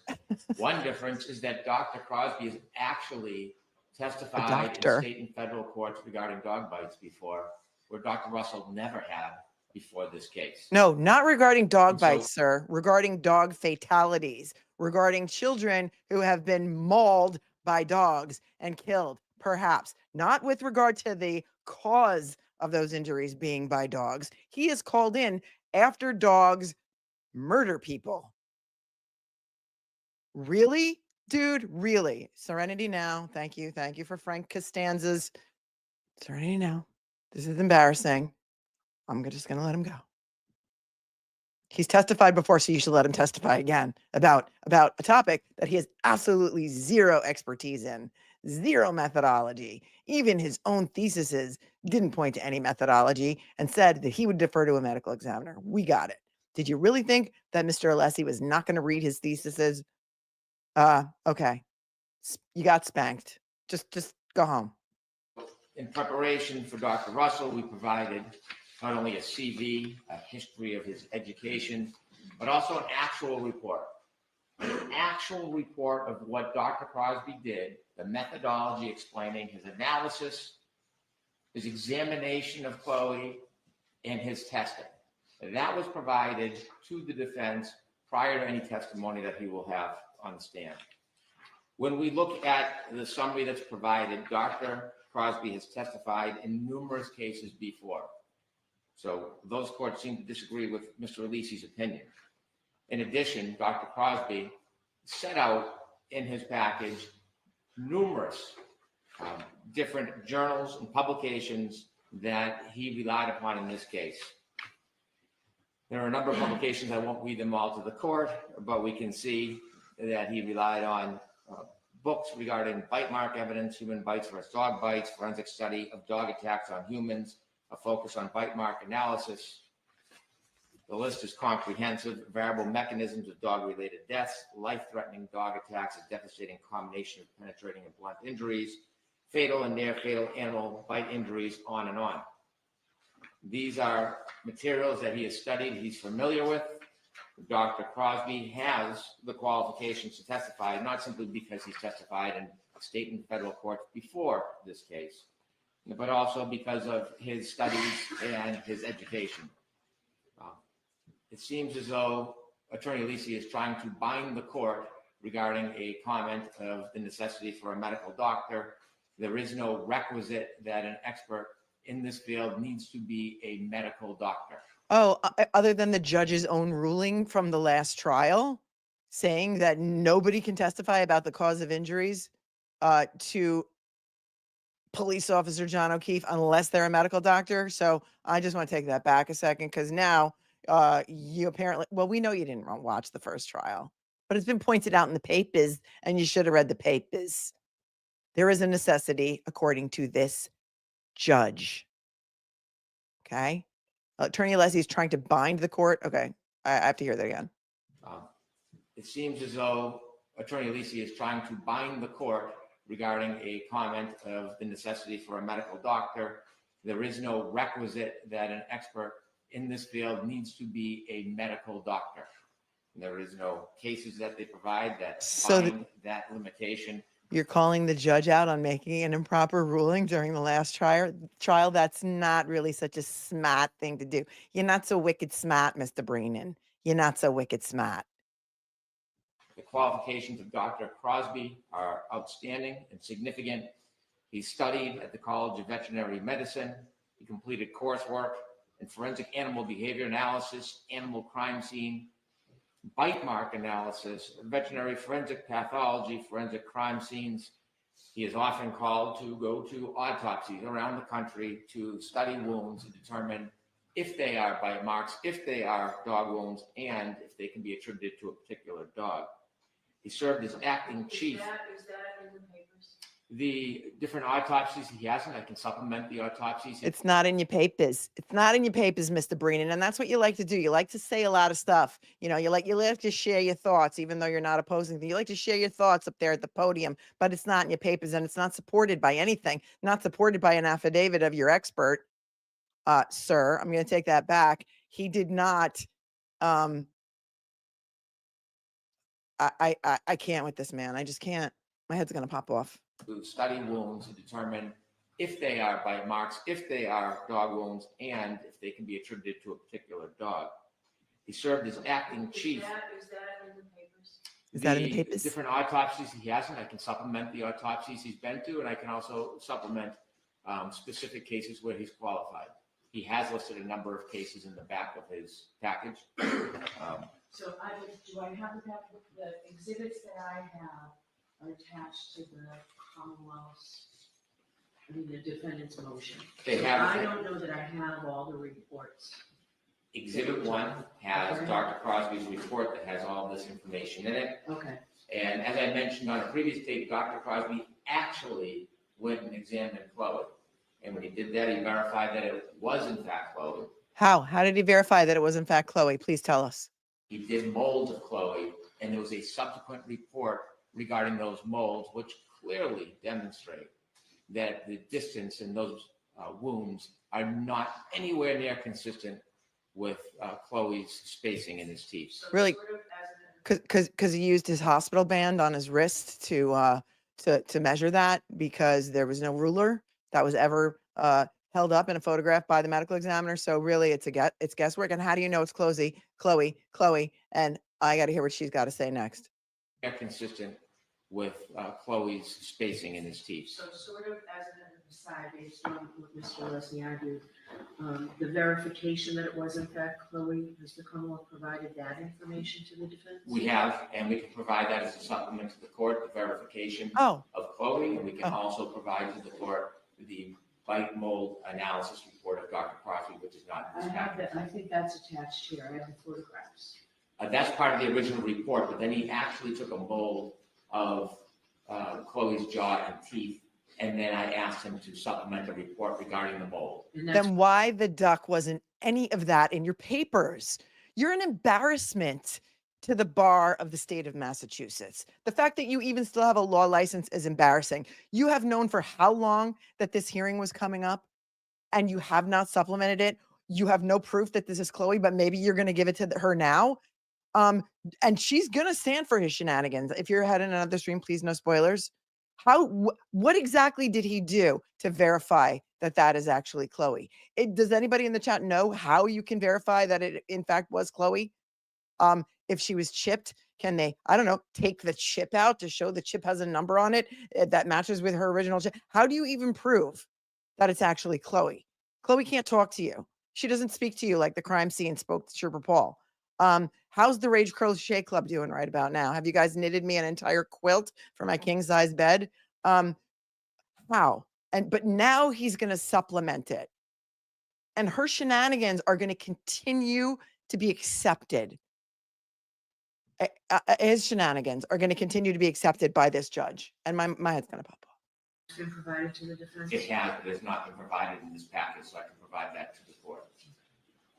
So you gave it to the defense, but you didn't give it to the person who's going to make the ruling. I'm taking that back just a second. Teeth, and then I actually took a mold of Chloe's jaw and teeth, and then I asked him to supplement a report regarding the mold. And that's been provided to the defense? It has, but it's not been provided in this package, so I can provide that to the court. So I'll supplement those two different items for the court's reference. In addition to his experience, he was chief of animal care and protective services of the city of Jacksonville. He had oversight and approval of criminal investigations. He trained staff in dog bite and dangerous dog investigations. He served as the Animal Control Division Manager for Bay County, Florida from February 2008 to 2010. He has training and experience, including certifications in humane euthanasia of animals, legal restrictions of methods and reasons for euthanasia. He's investigated numerous complaints of dog bites, and dog behavior. He's published. I had shown the book to Dr. Russell when she was cross-examined. He has a number of engagements where he teaches. Dr. Crosby is What does he teach? well recognized in the field. He has employment in other projects other than his business. It includes a research associate canine brain project, 2023 to current. It's associated with Harvard University. Duties include the investigation and documentation of dog bite and related human fatalities. Harvard has entered the chat. I'm surprised it took him so long, because anybody who's ever went to Harvard will tell you that in the first 3 minutes of your conversation, they'll bring it up somehow. Oh, during my days at Cambridge. Oh, when I went to Harvard. Oh, I know that person from Harvard. What did he do? Take a class there? Hold on. Oh, and the dog brain project associated with Harvard? Includes a research associate canine brain project, 2023 to current. It's associated with Harvard University. Duties include the investigation and documentation of dog bite and related human fatalities. Also, division management consultant for animal care and protective services, city of. John O'Keefe was not killed by a dog. I'm just pointing that out. He also was not killed by a car. Jacksonville in 2016. He is a professional dog trainer, behavioral consultant. He has provided expert witness testimony in cases of dog bite, dog attack, dog-related fatalities. Now, in Dr. Crosby's report, he outlines his methodology, and you can see it is specific. Oh. It is detailed. Please tell us. It is consistent. So when we compare, I'll refrain from getting into too much of a comparison. When we please see the tell actual study of dog bites, we see something different in Dr. Crosby's report. They're not unsupported claims that change from time to time. You can see that there are the pictures of Mr. O'Keefe's arm, and we can see the band in which he used to measure. You can see the hospital multiple band, because pictures that's of Chloe's recognized jaw. methodology, right? He used the hospital band to measure, because we don't know how big the hospital band is, though, do we? How wide, how long? Are they a standard size? Are you joking right now? Like, this is such an embarrassing argument. The world is watching. The eyes of the world are right here in my Snark Tank chat, and they are watching you, Mr. Breenan. Oh, this seems like a good time to bring up his name tag. And we are embarrassed. We have second and third hand embarrassment for you. He used a hospital band to make measurements. Okay. That's his methodology. And you're, with a straight face, you're making the argument that that's a recognized methodology. Okay. That there are the pictures of Mr. O'Keefe's arm, and we can see the band in which he used to measure. You can see multiple pictures of Chloe's jaw, mouth, teeth, canines, incisors, and then you can see scissors. That he has measured the distance of all of those teeth. And it's 3 specifically. years later, and dogs' mouths change and teeth shift. So who gives a duck? None of this is recognized science. Okay? I don't care how many molds he took. of this dog's mouth. Dog's teeth shift with age. You don't need to be an expert to know that. And in his methodology, he outlines each group of lesions, specifically lesion group 1, lesion group 2. Lesions. And then he goes There into were an analysis of lacerations the different groups or of lesions. abrasions. He explains why they Now they're lesions? As leprosy entered the chat? Lesions? Some have called them lacerations, some have called them abrasions, but I've never heard lesions before. are wholly inconsistent with both a dog bite and any animal bite. And he also describes and explains that the distance between the wounds are totally dissimilar to Chloe's mouth. He does look, as Mr. Alisi suggested, at other support, such as DNA. And in fact, he embraces other support. In this case, there is no canine DNA. Significant to Dr. Crosby. You know why? Because there were no tissue samples taken of the decedent's arm wounds. That's why there's no canine DNA. Or if they took them, they were lost. I can't remember right now, but nobody took tissue samples from the wounds on Officer John O'Keefe's right arm. So, you know, there's that. Because in virtually every case, he finds canine DNA. So he does look to alternative sources, and mindful, there was pig DNA found. So it wasn't as if the sample was obliterated or destroyed and there was no materials available for testing. It's just you know why there was canine DNA found, in my opinion? Because, you know, they used solo cups and a used Stop and Shop bag to collect the blood evidence. And so when the clothing of Officer John O'Keefe was crumpled up into a bag and then thrown in the back of Proctor's truck, and then eventually it maybe made its way to the Canton PD, where it was laid out on butcher paper to dry in an unsecured area that was left, you know, who knows? Because really there's no evidence log. It's my opinion and my guess that the butcher paper was also used, and perhaps it had been used to wrap someone's pork roast or bacon, because they seem to have no qualms about using used items to collect evidence. Mystery solved. Unfortunate consequence that there is no animal DNA.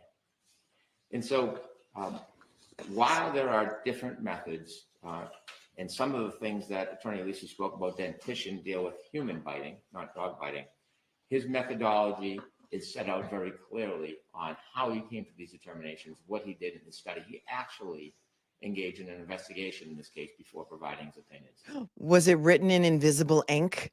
Because nobody else has been able to determine the methodology. So did he use a special spy pen with invisible ink to set forth his methodology? Inquiring minds want to know. So Dr. Crosby is well qualified.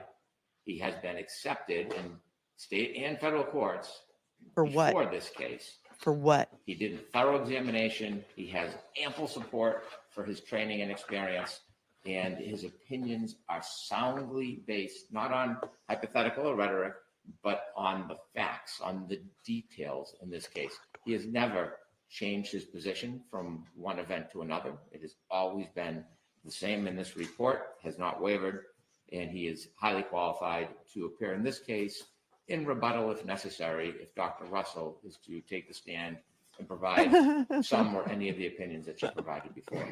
I'm embarrassed. The Commonwealth does not intend, if I permit the testimony, does not intend to call him a case in chief? Absolutely not. Only as a rebuttal witness. Shall I see any follow-up? Thank you, Your Honor. Thank you. Oh yeah, he's not going to let that hang out there in the nether regions.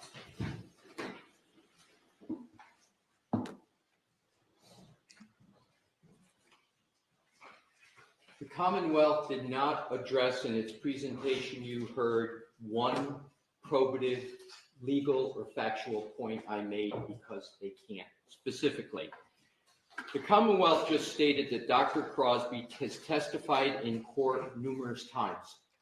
On what? Right. It's important. You can be qualified to testify. And if it's what Dr. Crosby does on behavior, dog behavior, was the dog an aggressive dog? I get it. But the Commonwealth never said that in even one of those cases Dr. Crosby testified on whether the cause of a wound was from a wound to a human was from a dog. Preach. Wasn't mentioned. There's no case provided. As best as I could, I looked at those cases. I couldn't find many of them, but I didn't see any indication that he testified and was allowed to testify that the cause of this wound on a human was from a dog or a specific dog. Point number two, Mr. Brennan mentioned he cited numerous journals. Your Honor, I would ask the court to take a look at his report. There is now. Hold on, so that's exhibit 1. Yes, exactly. Just give me a minute. Just put them back. A lot of the cases he couldn't find because maybe they used Chat GPT to generate a list of cases. It's been done before in New York in federal court, and boy, were those lawyers spanked. The point is, there's now one footnote in any of his reports. So he does go through his purported methodology. I've never said he didn't present a methodology. My point is, his methodology is not accepted, let alone generally accepted. And nowhere in his report does he say this methodology, this measurement methodology, is accepted at all. And you have to either show in Dalbert Lanigan that either your methodology is generally accepted in the relevant medical community, or that you can satisfy the Dalbert factors, which I'm going to get to. But Mr. Brennan said he cites to numerous journals. Your Honor, this is what Mr. Brennan has to be referring to. If Your Honor would please turn to the end of the report. This starts on NDAO 1400, very much toward the back. Pro sector says it's lesions. It's lesions. Thank you, Brennan's pixie dust.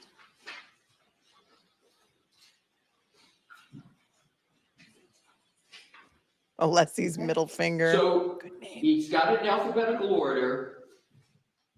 Importantly, the page before 1399 at the bottom is entitled References and Materials Consulted That May Affect My Opinions in This Case. May. Mm-hmm. You can't have an expert report that does a data dump of references and says, there might be something in here that I might have considered that might affect my opinions in the case. Right. And that's exactly what he did.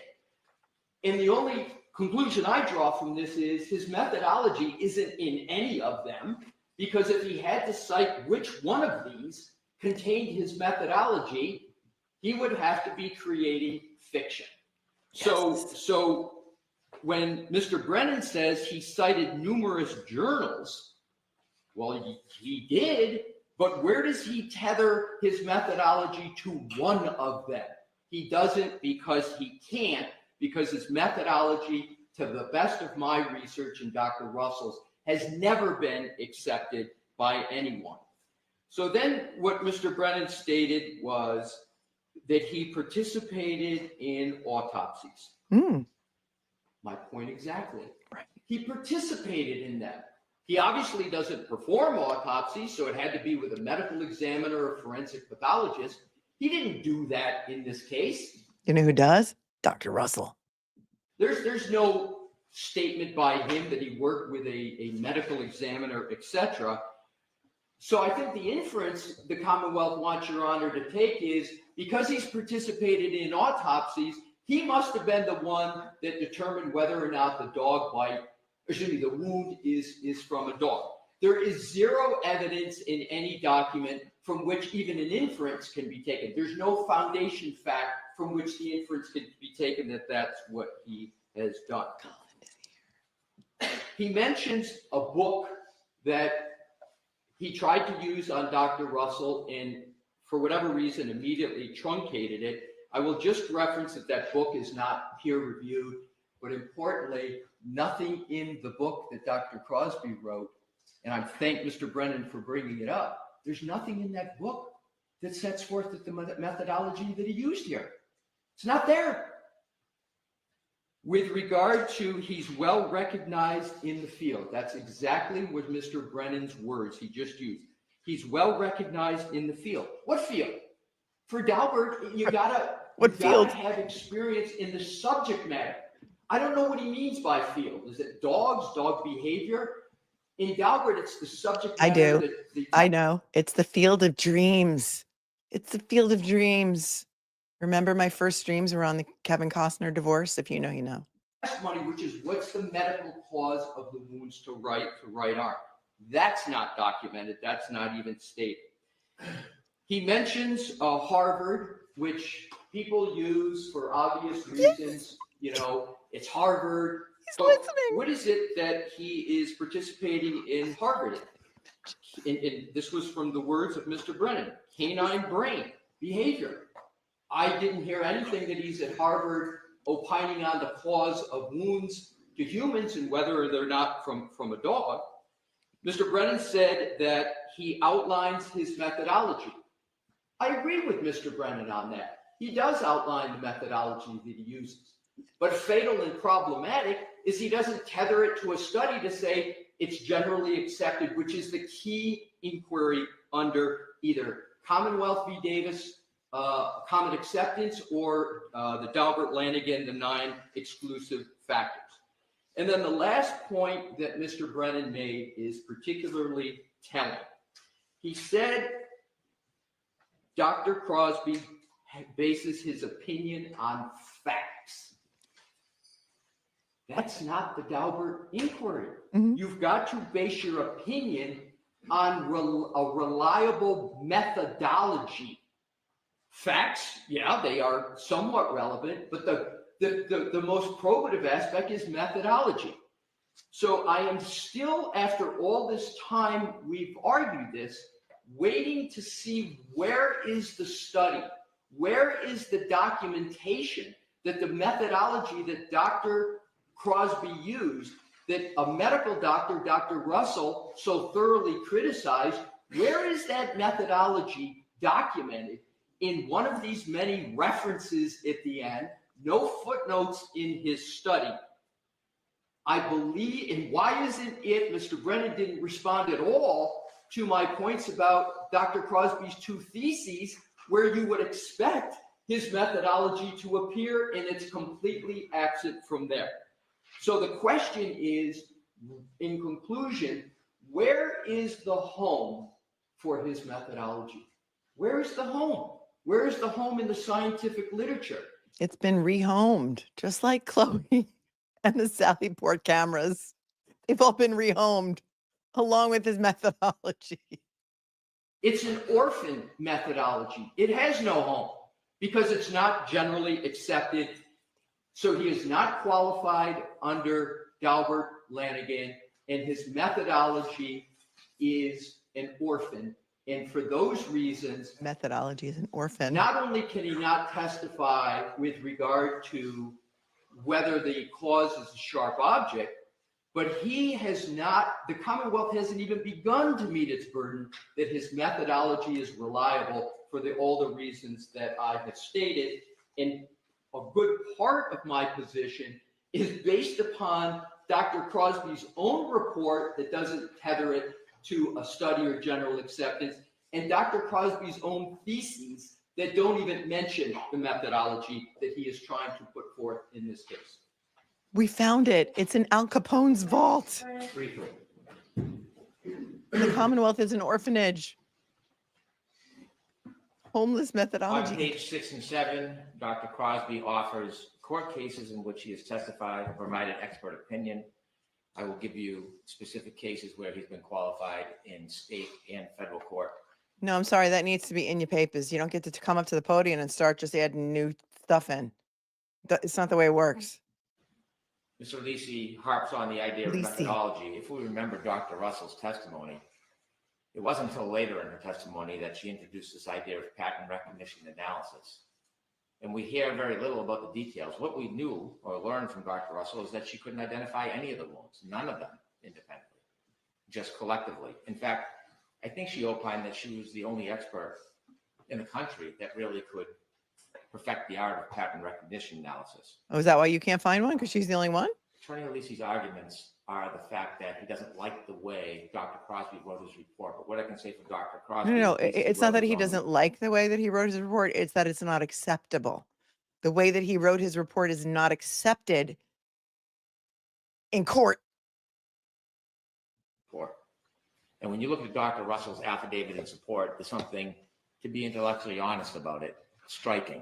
Kinda Yeah, like it was her original- fantastic. It was fantastic. It was some of the best snarky legal writing that I've ever read. If you guys didn't read Dr. Russell's affidavit, it is a work of art. We had so much fun reading that. report where it was clear to me that it wasn't fully written by Dr. Russell. You look at that affidavit, it is yeah. not consistent with the testimony or the mannerism or the way Okay. that expert speaks. I've got So- news for you, Mr. Brennan, and I know that you're new here, and I know that we don't really know if you're really a lawyer. Where I don't know, but I'm gonna lay a little knowledge on you. Okay, experts do not draft their own affidavits. They just don't. They're not lawyers. Lawyers will speak with their experts. The lawyers and or with the help of some amazing paralegals will draft the affidavit. The expert will review it for accuracy, see if there's anything they want to add or change or correct. And that, my friend, my brother, that is how affidavits are drafted.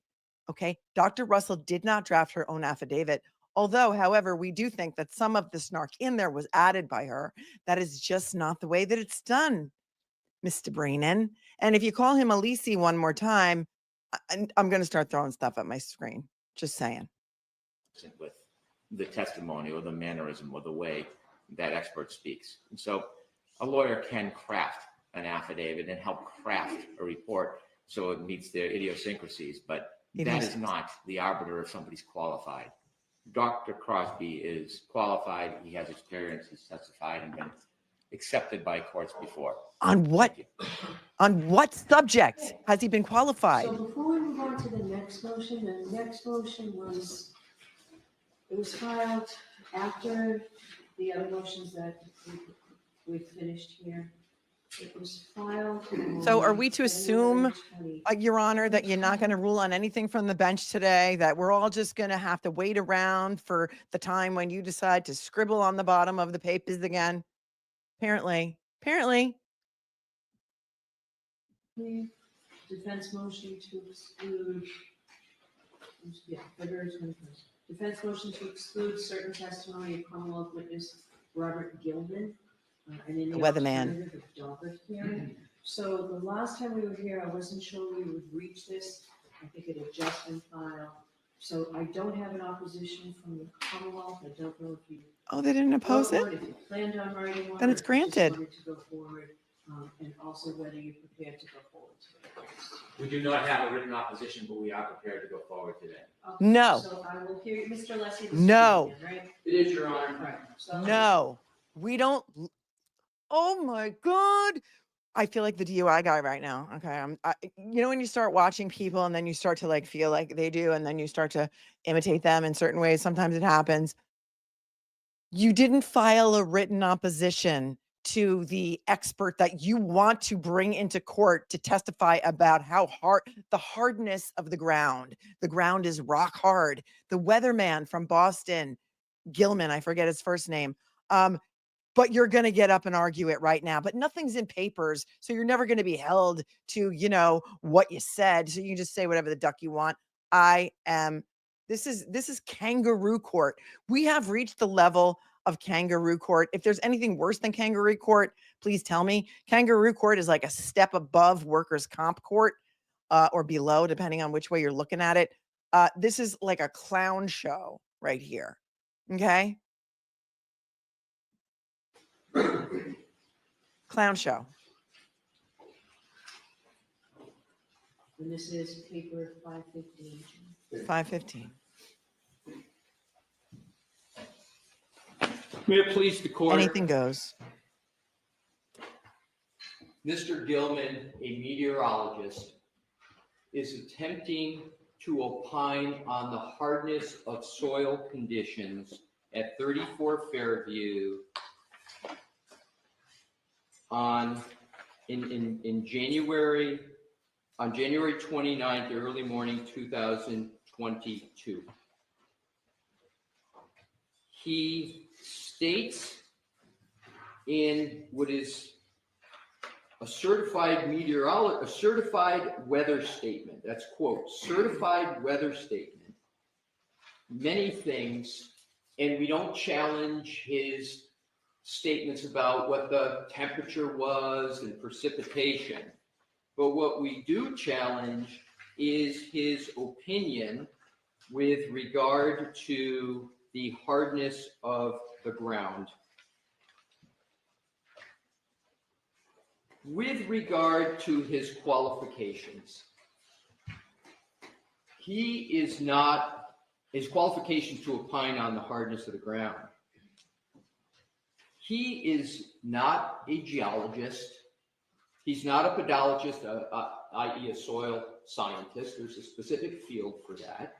He's not a hydrogeologist, which is a scientific discipline that blends water movement in the subsurface, particularly the soil. He's not a hydrologist, which deals with solely movement of water, whether it's in any kind of media, soil, etc. And he doesn't purport to have any of those qualifications. He doesn't even state that he took courses in college that would have even educated him on soil hardness and the effect of precipitation with regard to. There's no education necessary in this court, Mr. Alessi. You know that by now. The hardness of the ground. But perhaps the most telling statement that he makes is he puts his opinion in quotes. So his certified weather statement is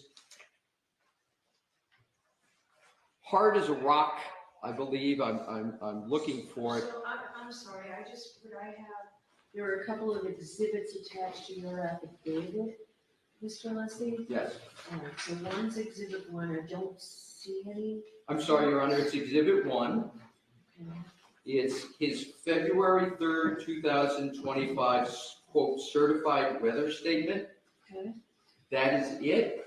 And at the bottom of it, it's got in the quotes, the Okay, I see it. I don't see anything that says certified weather. You know what else you don't see, Your Honor? Any papers at all from the Commonwealth. Oh, here she goes interrupting him. She's trying to ruin his flow. She can't do it. It's not, she can't ruin the flow because he doesn't, he can't be disrupted. But you know what else you don't see? Because you don't see the certified weather report you don't see any papers from the Commonwealth, but you're just going to let them get up and talk. Okay. Look how they're a little short staffed over here in the family section today. They have 10 seats available. I only see 1, 2, 3, 6 people sitting there. I don't think that we will ever see Aaron O'Keefe again, and with good reason. Prayers up for Aaron O'Keefe. Moving on. Statement. It's an email, right? No, his report is exhibit. Well, it's Unflappable. That's what I meant to say. Thank you. It Joe. does state certified, and I'm quoting certified weather statement. Is it NDA 02802 and 803? You're trying to call him out on an exhibit is that you can't find? Exactly that. Okay. Yes. So Your Honor, he puts his opinion in quotes, which to me is an indication he's speaking in lay terms. I've never seen an expert put an opinion in quotes. And he does not tether that opinion to any methodology. As a matter of fact, Your Honor, and that's the entire basis for what the Commonwealth is proffering is support that 1, he's qualified, and 2, that his methodology is reliable, but he doesn't even state what his methodology is that he used to come to that opinion.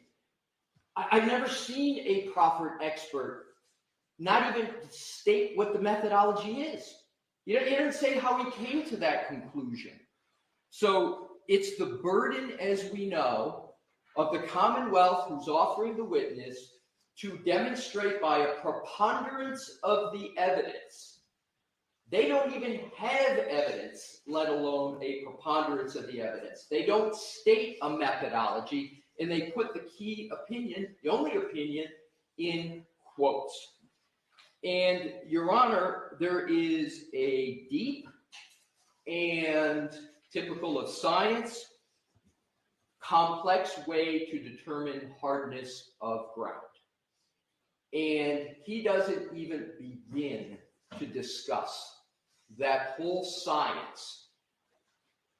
And Your Honor may recall in previous Delbert Lanigan hearings, I cited to the Goodman case, the Pasteur case, and the courts in Massachusetts has said, in addition to going through making sure you've got a methodology, the court can also use it's the words of the court's common sense. So in addition to all the defects that I just covered, has anybody ever, all of us have heard a meteorologist in many different fora, most prominently on TV, talk. And what do they talk about? They talk about the weather, the forecast of the weather. What is the weather? We all know what it is. Yeah, we heard a lot about it. I've never heard a meteorologist say, today is going to be 22 degrees below freezing, there's going to be precipitation, and the ground is going to be hard as a rock. Never heard it. Because that's not what meteorologists do. Okay, hold on. That was fabulous. We're going to rewind it so we can listen to it again because it was delicious. Hold on. Somebody in the chat already said that. I'm telling you, we are working on telekinesis here with Bobby. He's listening. If he has an earbud in. I've never heard a meteorologist say, here we go. It is. I've never heard a meteorologist say, today is going to be 22 degrees below freezing, there's going to be precipitation, and the ground is going to be hard as a rock. Never heard it. Because that's not what meteorologists do. So I believe in terms of common sense, in addition to the other arguments, I think common sense just tells one that this is not the kin of meteorologists. And interestingly, the Commonwealth doesn't cite and document one instance where Mr. Gilman has previously opined on the hardness of the ground. Not one. So in conclusion, Your Honor. Yeah, this is a joke, Your Honor. He's not qualified in this area.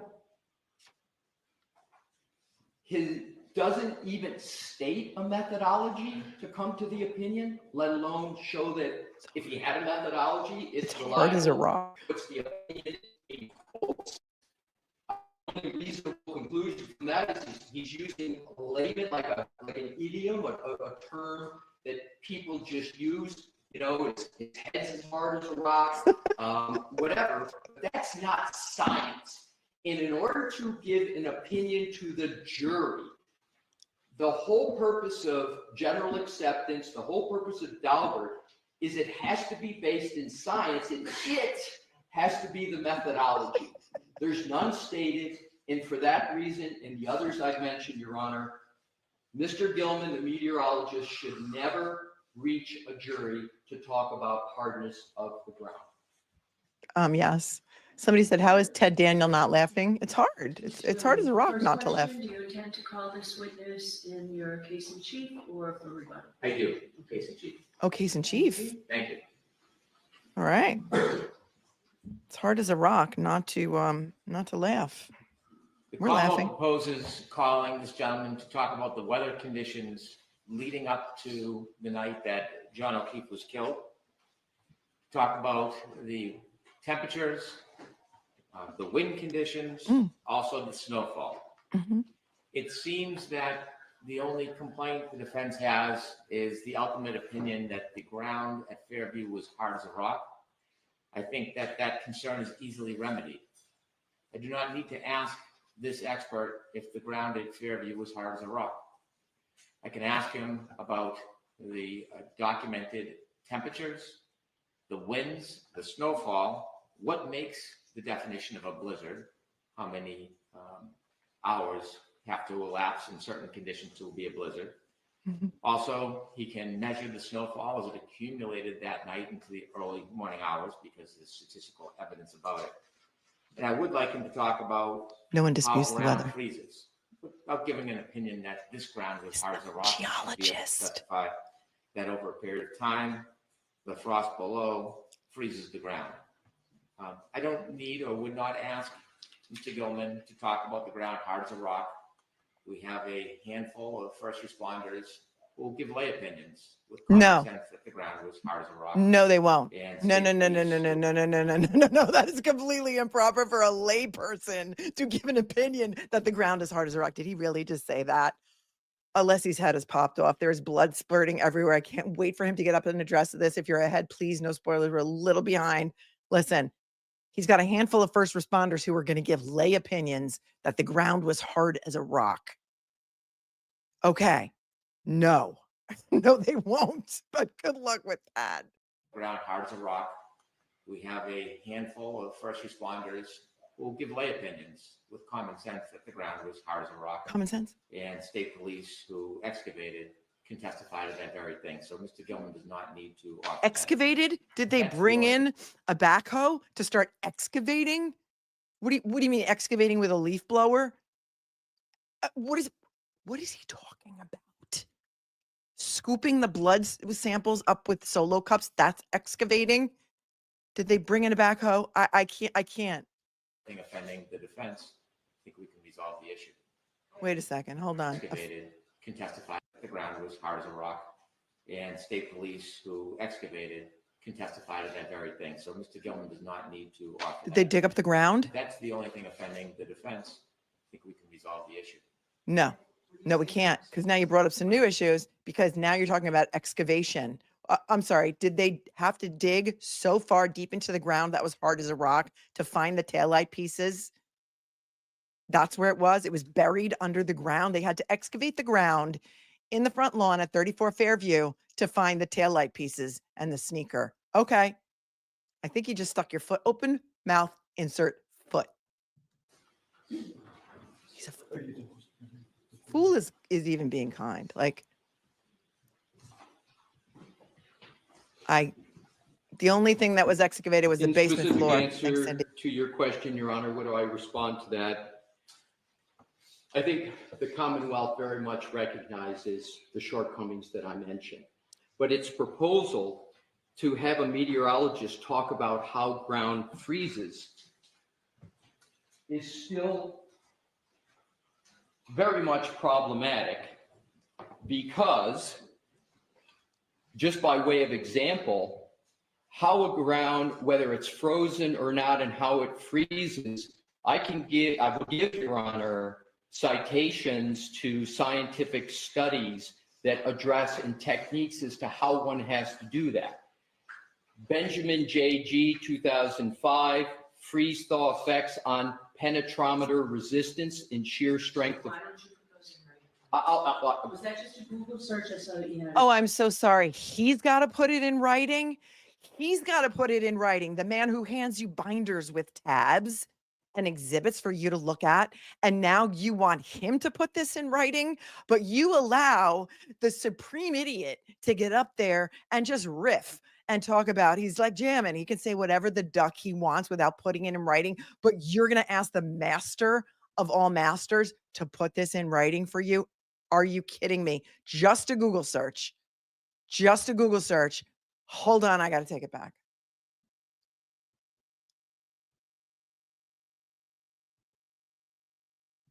Citations to scientific, I will go around whether it's frozen or not and how it freezes.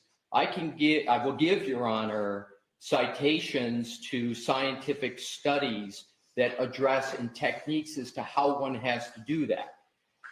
Benjamin J.G. 2005, freeze-thaw effects on penetrometer resistance and shear strength. Why don't you put those in writing? Was that just a Google search? I saw that you had it on your. Actually, Your Honor, the answer is no, it's not a Google search. I actually consulted. I saw that you had it on what? Your computer screen? Are you looking at his computer screen? What do you mean you saw that he had a Google search up on what? His phone? Can you see his phone? What is she talking about? He actually consulted with the former head of something. Hold on. Your Honor, the answer is no, it's not a Google search.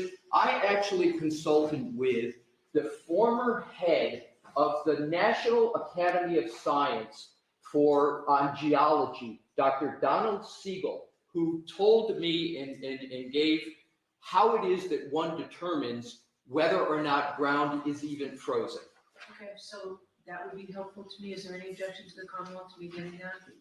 Not at all. No. Happy to provide it, Your Honor. Where?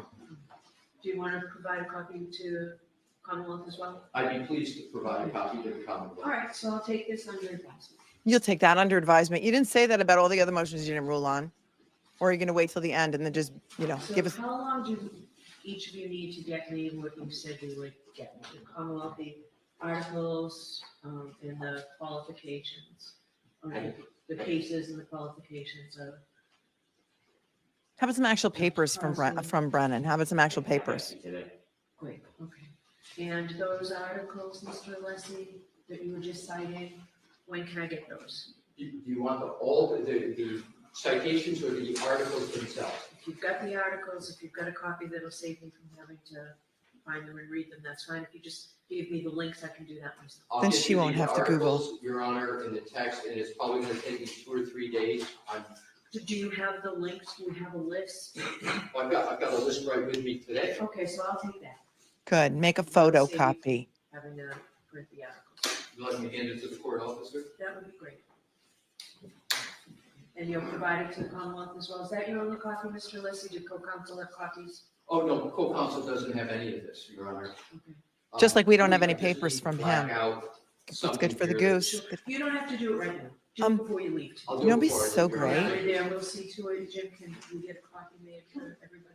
Jim, do you know how to use the Xerox machine? Jim? Alright, so now, because we're doing them in the order they came in, Commonwealth's motion to impose sanctions. Sanctions This motion. Here we go. involves, a transcript that I've read. I've listened to the actual recording. Maybe it makes sense to take a 15, 20-minute recess. Now, does that make sense to everyone? Okay. Does it make sense to everyone to take a recess? Well, we're a little behind, so you know what? This is going to give us a chance to We're not. The flash drive. fast has been forward. mounted because I understand the nature of it. Is it all, are you referencing just the transcript? Actually, we're gonna see council.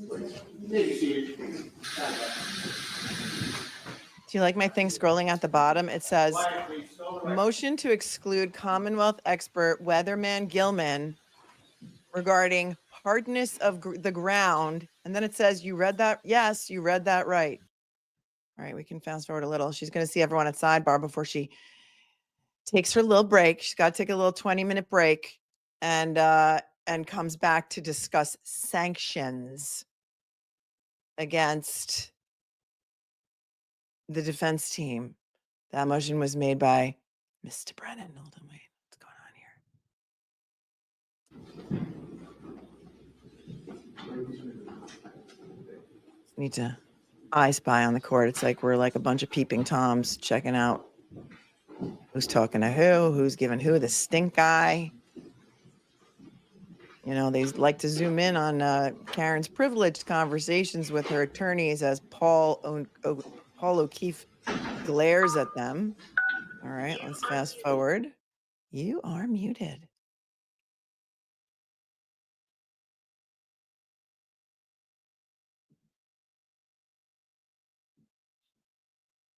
All right, well, they're still on a short break, so let's go to the chat.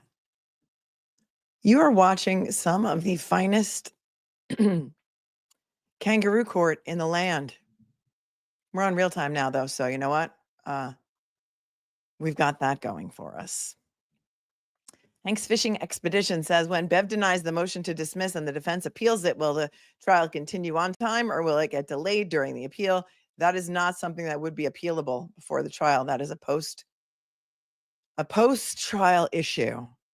And so I do not think there is a right to an interlocutory appeal on that. It was not done last time, and not being fully familiar with the rules of Massachusetts, I don't think it's appealable before the trial.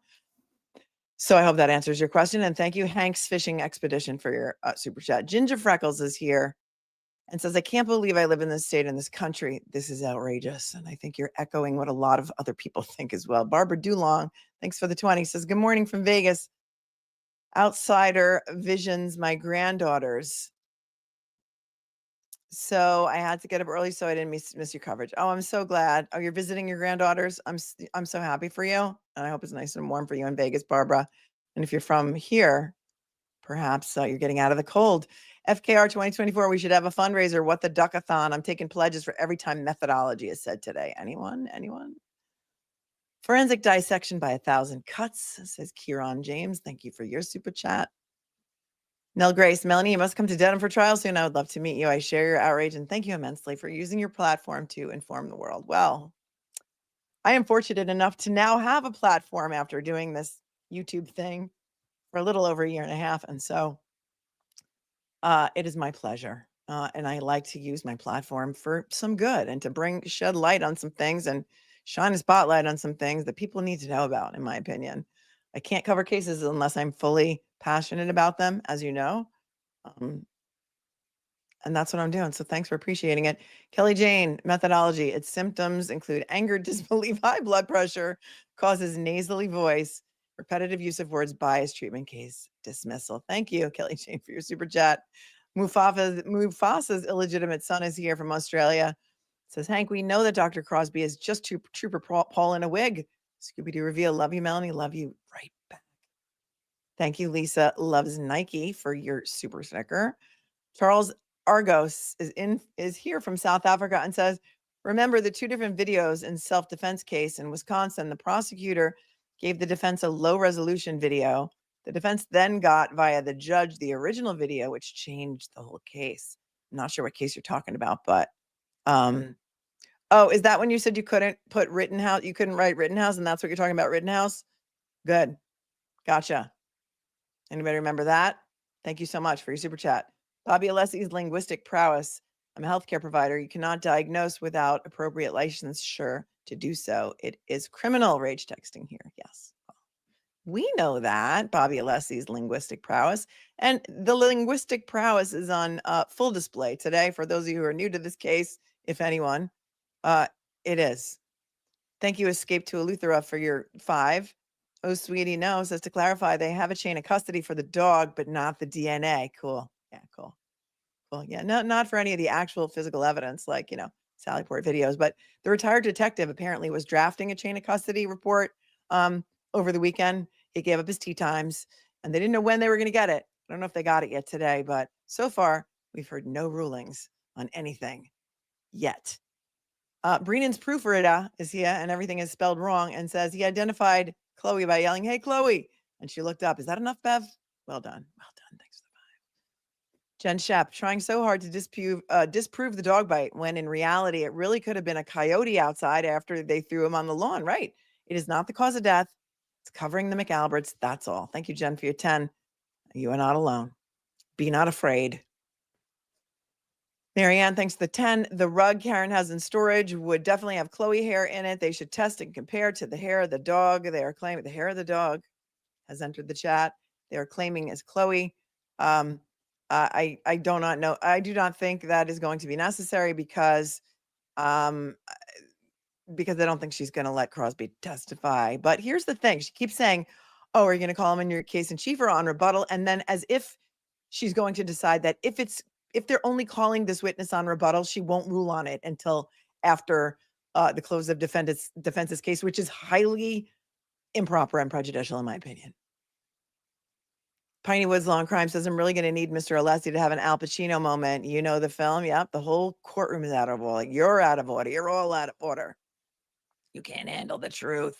And well, I think that was Jack Nicholson. Sandy B, what was in John's stomach contents? I don't know. We've never seen the autopsy report. I don't know if anyone knows. I've never seen it. Don't know if they measured them, or I would assume that's part of an autopsy in Massachusetts, but who the duck knows at this point? Did they swap his boxers for pig DNA vomit? Good point. Don't know the answer. Emma is here. Fairy Raven from Ireland. She's gifting a membership. Thanks, sweetie. Cynthia, guys, the Google reviews on Brennan are fun to read. Thank you, Cynthia. I do not advise anyone to write a mean review or terrible review about anyone on Google, but if you want to go read them, maybe there's a little comedy in there somewhere. Christia Painter's daughter says Brennan should be ashamed after the way he crossed Dr. Russell versus what he said about Crosby. Well, I think he knows no shame. I think he will never show, I think he will never even feel shame. I think he's shameless. He's shameless. Hank Brennan's dyslexic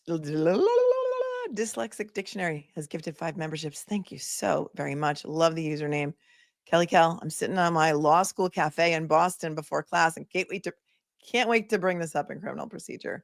There are so many things during this mishigas of a trial that are probably being brought up in law schools worldwide. And I don't know what law school you go to, but good on you for trying to fight for truth and justice, hopefully, in your career. Abacus Flinch, its methodology is an orphan because Alessi slayed his daddy. Well done. Well done, Abacus Flinch. I love it. Alessi slayed his daddy. Well done. Thanks for the 10. Dr. Saint Marie Russell of the Snark. I was calling her the matron saint of the Karen Reed trial, but Clamasu's, I'll allow that as well. Dr. Saint Marie Russell of the Snark. Thank you for your 5. Lisa says, Melanie, girl, I'm trying to work and listen at the same time. You're cracking me up. Well, we got to be here. We got to try and laugh, because we'll cry if we don't. So thank you for allowing me to entertain you while you're working. Al Dente says, Brennan, you wouldn't know an expert if it bit you. Well done. Thanks for tuning in from Canada. Lola the good dog is here. Pig DNA plus dog whisperer plus weatherman equals Officer John O'Keefe knocked down by a wild boar with contagious lesions and hit his head on really hard ground. Hashtag good grief, Charlie Brown. Well done, Lola. Thanks for the 5. Eileen Champagne says he's probably calling Alessi because we are all calling him Brennan. His fault, grade school crap. He thinks he's funny. Or he's just really stupid. I don't know. Again, you pick. Serenity Now. Bev's Google search, Serenity Now. They missed the deadline to oppose. She's treating Brennan like he's an overmatched PD newbie and giving them as much rope to avoid appeals. Yeah, there was a deadline, right? Was there a deadline to oppose this? I don't know. I mean, deadlines are not even really a thing, except for the defense. We need to put everything in writing, meet the deadlines. But thanks for pointing that out, Edward. And for your 5, The Witch in the Wardrobe is here from Canada. Says, we are safe here. We have a powerful dog that can bite and is the true king of Narnia. She spoke to me. If you know, you know. Yeah. Thanks, Tommy K, for your super sticker. Thank you for Christy. All Commonwealth experts are Trooper Paul graduates. Yeah, he should start a school. Isabel, a New Zealander here. I've never heard or seen something like this pathetic in my life. Thank you, Isabel, for tuning in from New Zealand. And for your super chat, Jill says this is ducking crazy. Thanks, Jill. Seem to be the only time education and experience is mandatory is if the defense is fighting for experts and Bev doesn't think it qualifies them. Yeah. Thank you. Viagra Weatherman. The ground was hard as a rock. Well done, Lola. Thank you. Tracy Russo's here. Thanks for the 20. Hard as a rock? What kind of rock? WTF. Yeah, we read the papers. We read them the other day. So if you're new to that concept, we've been laughing about it days. They're back. Great. I want to thank you both for getting me these materials, Mr. Leslie and Mr. Ray. Thank you both. All right. So the next motion we have is the Commonwealth's motion to impose sanctions pursuant to Mass Work Permit Procedure 48.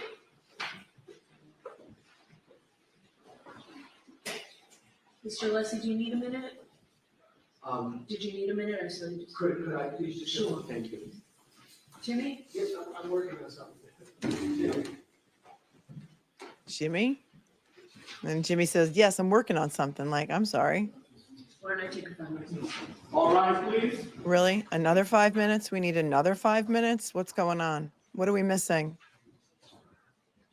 Anybody live tweeting from the courtroom?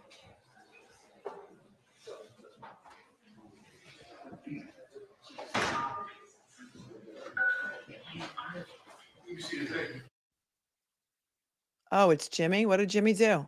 Who's Jimmy? Jimmy? Is Jimmy a court officer? Jimmy.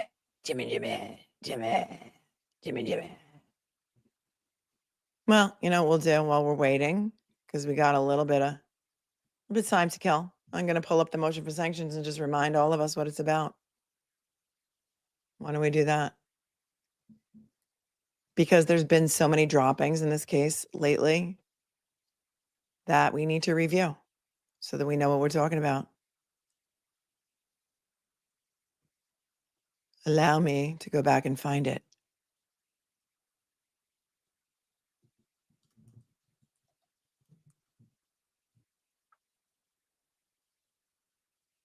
Okay.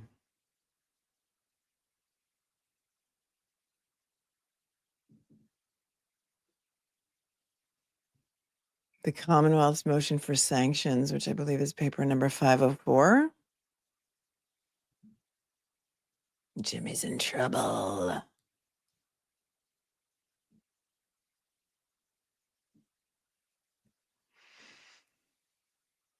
Commonwealth move for sanctions pursuant to Massachusetts Rule of Criminal Procedure 48. This motion was filed on February 14th. Their argument is that they want sanctions against the defense for their repeated and willful violations of court rules and protective orders. And they are alleging that on February 11th, 2025, in the defendant's motion to reconsider reciprocal discovery order, it appears that the defense flagrantly violated protective orders previously agreed to by the defendant and set by this court on November 13th of 2024 and January 31 of 2025. They go on to say that it quotes a text message sent by Trooper Michael Proctor, and that this text message is subject to the protective orders and the January 31st order, specifically restricting the public dissemination of all communications, including those within the work cell phone of Massachusetts State Trooper Michael Proctor. And you remember that message, that cell phone message said, I didn't listen to A-hole Jackson's closing because we're all so worried. Brennan, I hear you on this motion. Thank you.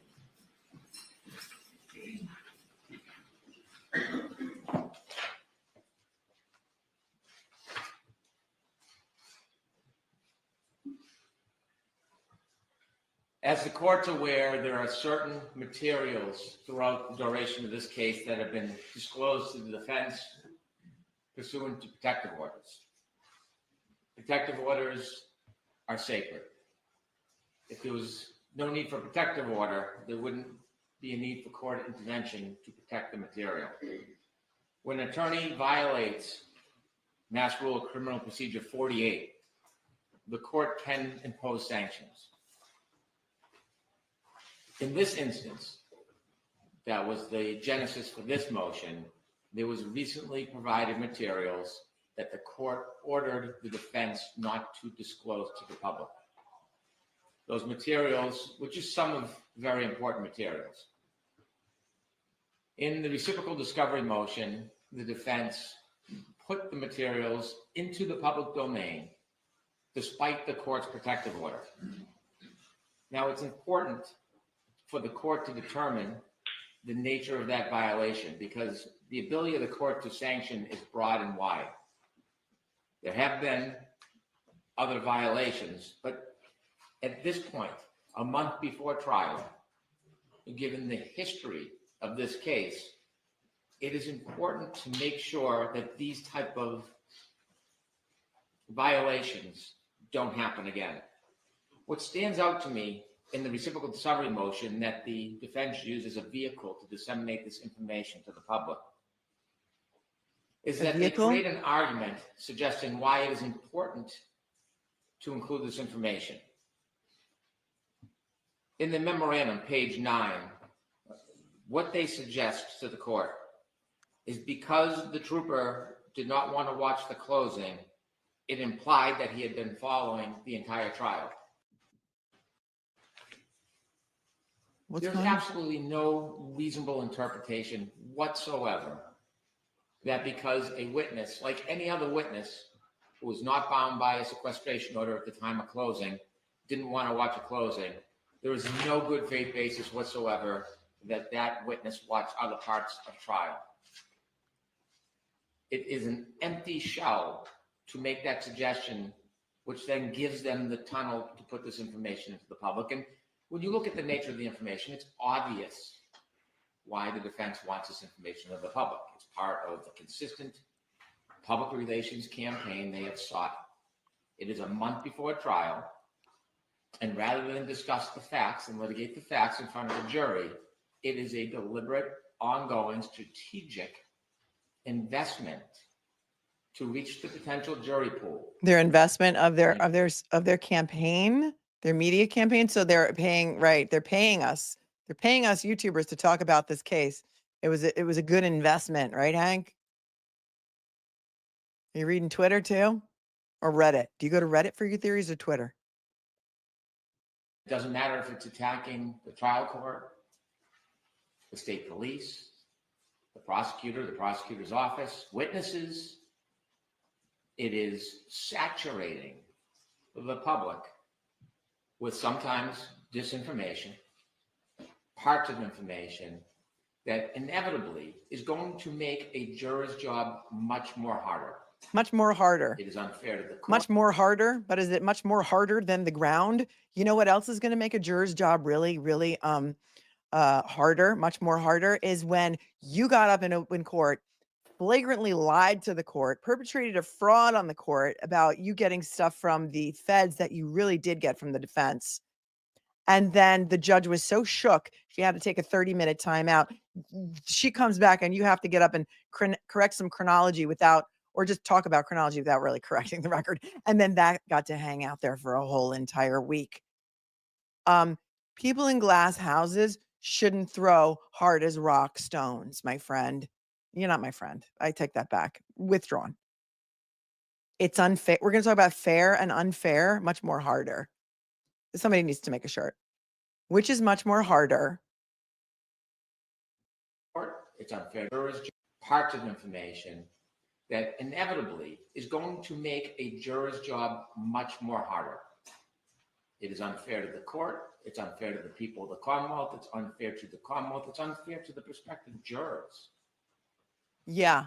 And so not only is there It's unfair to the jurors. really not a logical or a reasonable basis to put this information in, but when we look at the nature of the information, it becomes clear. And so we turned over this information 3 times. We just turned it over as a text message and notice of discovery 51. A protective order was issued. You know what you didn't turn over? All the Sally Port video. It's still coming out in dribs and drabs. You know what else you didn't turn over? The metadata. You know what else you didn't turn over? Evidence logs, chain of custody logs, logs of who was on scene at 34 Fairview. Whole lot of stuff you haven't turned over. And you want to talk about a text message? Okay. Go on with your bad self. We produced it, notice of discovery 57. And again, there was a protective order. And then finally, notice of discovery 58 with a protective order. This is just some of the materials. It is beyond dispute that the defense violated that protective order. So in considering sanctions, I ask Your Honor to consider the history of efforts by the defense in this case to disseminate information or to make statements that should not reach a prospective juror before this jury trial starts in less than a month. Now, after they disseminated this information, it wasn't within 24 hours. It was within 24 hours. This was in the local news, the national news, newspapers, online, and it seems. You know what else was worldwide news when this case first broke? Was that investigators say they have ring footage of Karen Reed hitting John O'Keefe with her car. That was also worldwide news, and it's still out there. Do you really think the world gives a duck about Proctor calling Jackson an a-hole? Really? Do you really think that's going to taint the jury pool? Proctor is done. He's toast. He's finished. You're not even calling him in your case in chief. I will pretty much guarantee. Who cares? You know who cares? Nobody.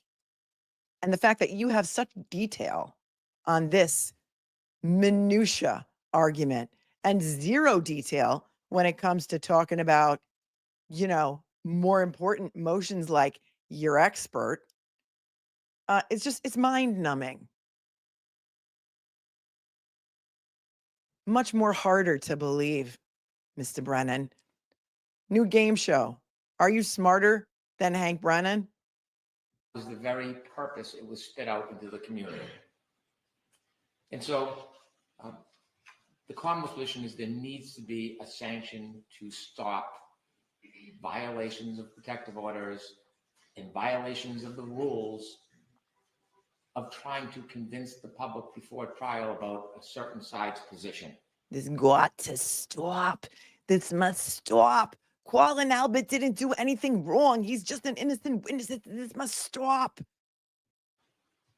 We've had a history in this case that predated me, docket 111, docket 262, where there have been efforts by the Commonwealth to stop, prevent extrajudicial statements. And despite that, it has not happened. There's never been a sanction by the court imposing an obligation for the defense to stop.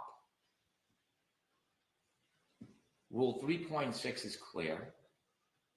A lawyer who's participating or has participated in the investigation or litigation of a matter shall not make an extrajudicial statement that the lawyer knows or reasonably should know will be disseminated by means of public communications and will have a substantial likelihood of materiality prejudicing an adjudicative proceeding in that matter. Okay. You mean the way you got up in open court and accused the defense of withholding the ARCA evidence from you that you said you had to get from the feds like that? Because he just read you the rule. That's an ethical violation. He just dug his own grave in the hard as rock ground by quoting that ethical rule. And I hope that whoever gets up to argue this is going to throw that right back in his face, because that's exactly what you did. And you knew when you got up there and made that blatant lie that you were perpetrating a fraud on the court and that it was not true, because you had a whole monologue leading up to it before your big mic drop moment that after you saw how rattled the judge was, you had to bury the lead and maybe correct on the record. Not really. Let's hope they get up and address this, because what he just did, what he just read to you is exactly what he did. It's important that all parties follow that rule. Yes, you too. And there is no retort. The Commonwealth cannot fight fire with fire. I receive inquiries and calls, which I ignore and don't answer all the time because he's getting phony phone calls. It's a little bit different. It's to ensure a fair trial. He's getting phony phone calls. Nevertheless, the jerky boys have entered the chat. When these type of violations occur, there really is nothing to undo the taint. You did it too. The history of these violations date back early on in the case. Yes. And they continue to this day. Fox 25, defense is quoted, certainly the Massachusetts State Police is involved. There are people that were in that house that are involved. Brian Albert is involved. Jennifer McCabe is involved. The rest of the folks that were in that house, there's some level of involvement by every one of them. Specifically, 3.6 is particularly concerned about disparaging witnesses, about giving a one-side opinion that may not be based in fact and truth about a witness. It is specifically concerned about the credibility of witnesses. Here they go again, defending the Alberts and the McCabes. Michael Marcy did that with his hostage video in August of 2023. We've watched it many times for laughs. Motion to talk about ARCA and federal witnesses and what the opinions are, which aren't in line with reality, the reports, or the testimony. Oh, I'm sorry. ARCA is not in line with reality. I'm taking that back. This might take us a little while to get through because it's going to give every single one of us the need to run to the bathroom and get a tank of Tums. You're going to say the ARCA is not reliable? and you're going to get up there and make that clear misstatement. I don't even know what to say. To talk about ARCA and federal witnesses and what the opinions are, which aren't in line with reality, the reports. They're in line with the reality. testimony. It is a campaign. A campaign? What about all your people? What about all your people, all your paid people that allegedly work for who knows who, getting out there and doxing Dr. Wolf's family and his wife and putting pictures of his children on Twitter and then all of them retweeting it? How about them digging up some old bar fight, alleged criminal records on Richard Green and mass publishing that to the worldwide audience? How about the harassment that Dr. Russell has suffered as an expert witness in this case and the online Twitter cesspool? And I could go on and on and on, but I know you guys know what I'm talking about. But he's more worried about the Alberts and the McCabe's. In addition to this recent protective order violation that got attention that money couldn't buy for a party. Other information that was provided in our case, then provided in a collateral case, was again sent out to the public domain. The defense has not only trampled over 3.6, they've alluded continually about matters that have no basis in fact. January 18th, 2024, District Attorney Morrissey is well aware he's a target of a federal investigation. We're aware of today's hearing in Norfolk County Superior Court in the Karen Reed matter. In connection with this matter, at no time has the U.S. Attorney's Office named any person or entity. That was the response by the U.S. Attorney's Office. None of this is in your papers. None of this is in your papers. So who's performing for the people on your left and right now? Who's performing for the media now? None of this is in your papers. After they implied. Where was that made? Where was the January 18th comment that you just said? He's just making that shit up. That was made by Mr. Yannetti, and I have a clip of it. Oh, you do? He Not in your papers. He also appeared on Court TV with Miss Reed. Miss Reed's never appeared on Court TV. For these letters after. I'm sorry. Have Alan and Karen ever appeared on Court TV? Anyone? Bueller? Anyone? I don't think so. Really? Were they on Julie Grant's show? Because only that would make your statement strain credulity more than that. Much more harder than that. Revealing part of what they contain. Hold on. They were on Court TV. Hold on. I got to turn that. I got to take it back. You just said, where was that? Where was the January 18th comment that you just said? Where was that made? That was made by Mr. Yannetti, and I have a clip of it. He also appeared on Court TV with Miss Reed. Court TV with Miss Reed. Lies. The Commonwealth is moving for a protective order for these letters after revealing part of what they contain. The Commonwealth wants to keep the remainder of the letters hidden because the letters contain information that will embarrass District Attorney Morrissey and his office. The letters demonstrate that he's a target of a federal investigation for what his office has done to Karen Reed. This is. Where was that Court TV again? Yeah. I can get the date for your Court honor. TV playing clips is not the same thing as Recently, appearing on Court On TV. February 18th, when we were arguing discovery motions, Attorney Little stood up, invoked the boogeyman, a federal investigation. Invoked the attached boogeyman? themselves to the Birchmore case, and then proceeded to list off a number of troopers' names with no real association or relevance to any discovery motion. And this was a tactic to besmirch these hardworking, dedicated public servants Corrupt. simply by attaching them to a federal investigation for which there is no boundaries. Well, within 24 hours of those arguments, the Norfolk County District Attorney's Office was contacted by the United States Attorney's Office. Oh, here's his And big let me- announcement that he was supposed to make last week, that the federal investigation is over. So let's just take that from the top. This is his big announcement, his big mic drop moment. Ready? Within 24 hours of those arguments, the Norfolk County District Attorney's Office was contacted by the United States Attorney's Office. And let me make crystal clear, they made clear that I could inform the court there is no longer any federal investigation into the investigation of John O'Keefe's death or any related matters. It is closed. It is over. So all those implications and innuendos Who'd you that talk to? erode Name at names. the objectivity of our potential jury pool, well, they become more egregious when you see Who that called they're you? not based on reality or fact.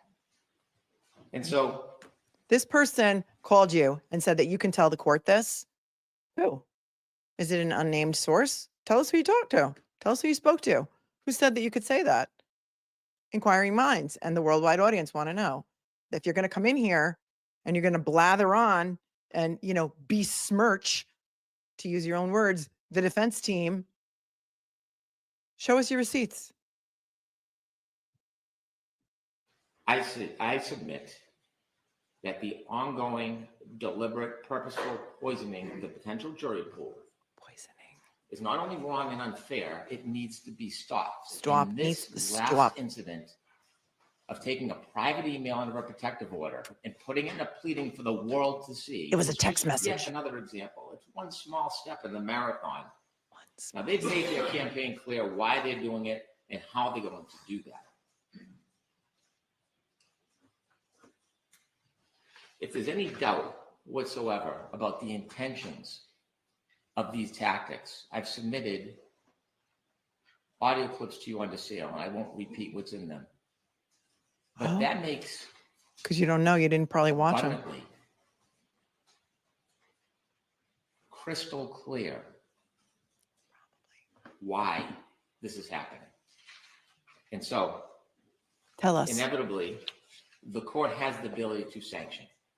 And as an aside, although an accused stands in a different or sits in a different position than the attorneys, grand jury minutes cannot be disseminated either. Not just the paper, in substance, they can't be.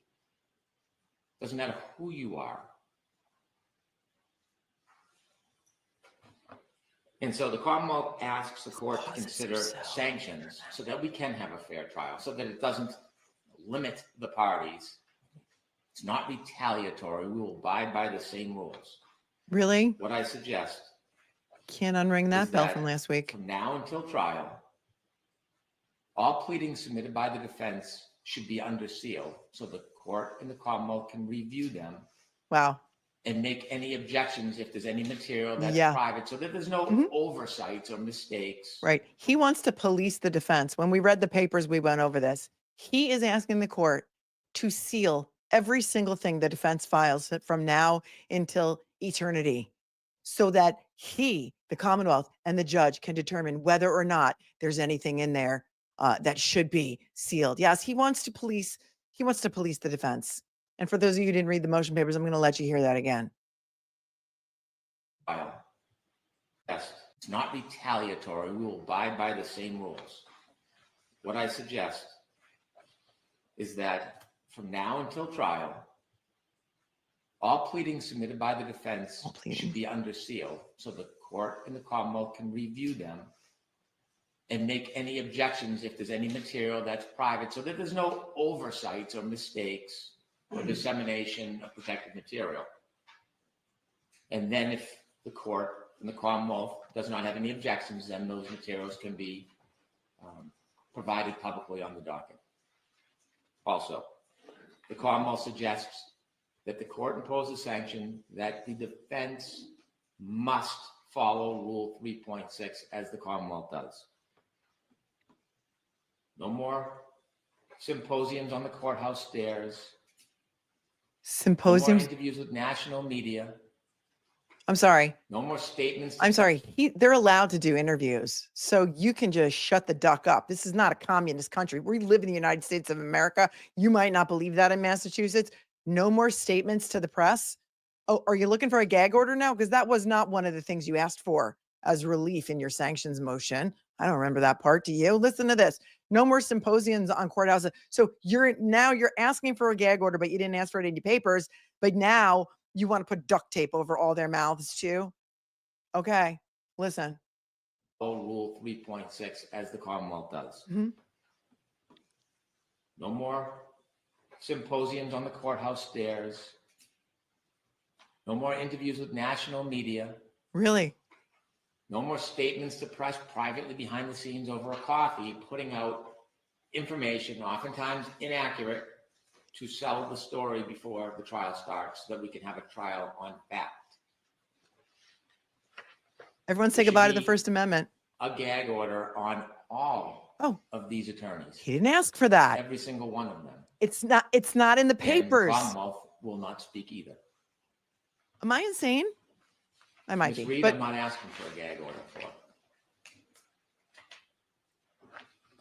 And so in light of the history of these repeated violations, in light of the inability for the defense to restrain themselves, in light of their they can't purposeful, restrain themselves. intentional, and obvious efforts Intentional, obvious.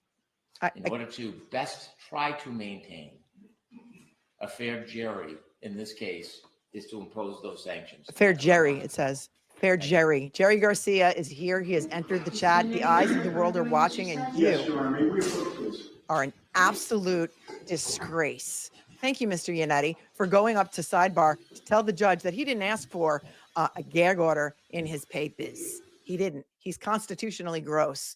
This is why people hate lawyers. Like, you wonder why I call myself a recovering lawyer. It's because every lawyer is embarrassed to say that you are one, because people hate lawyers until they need one.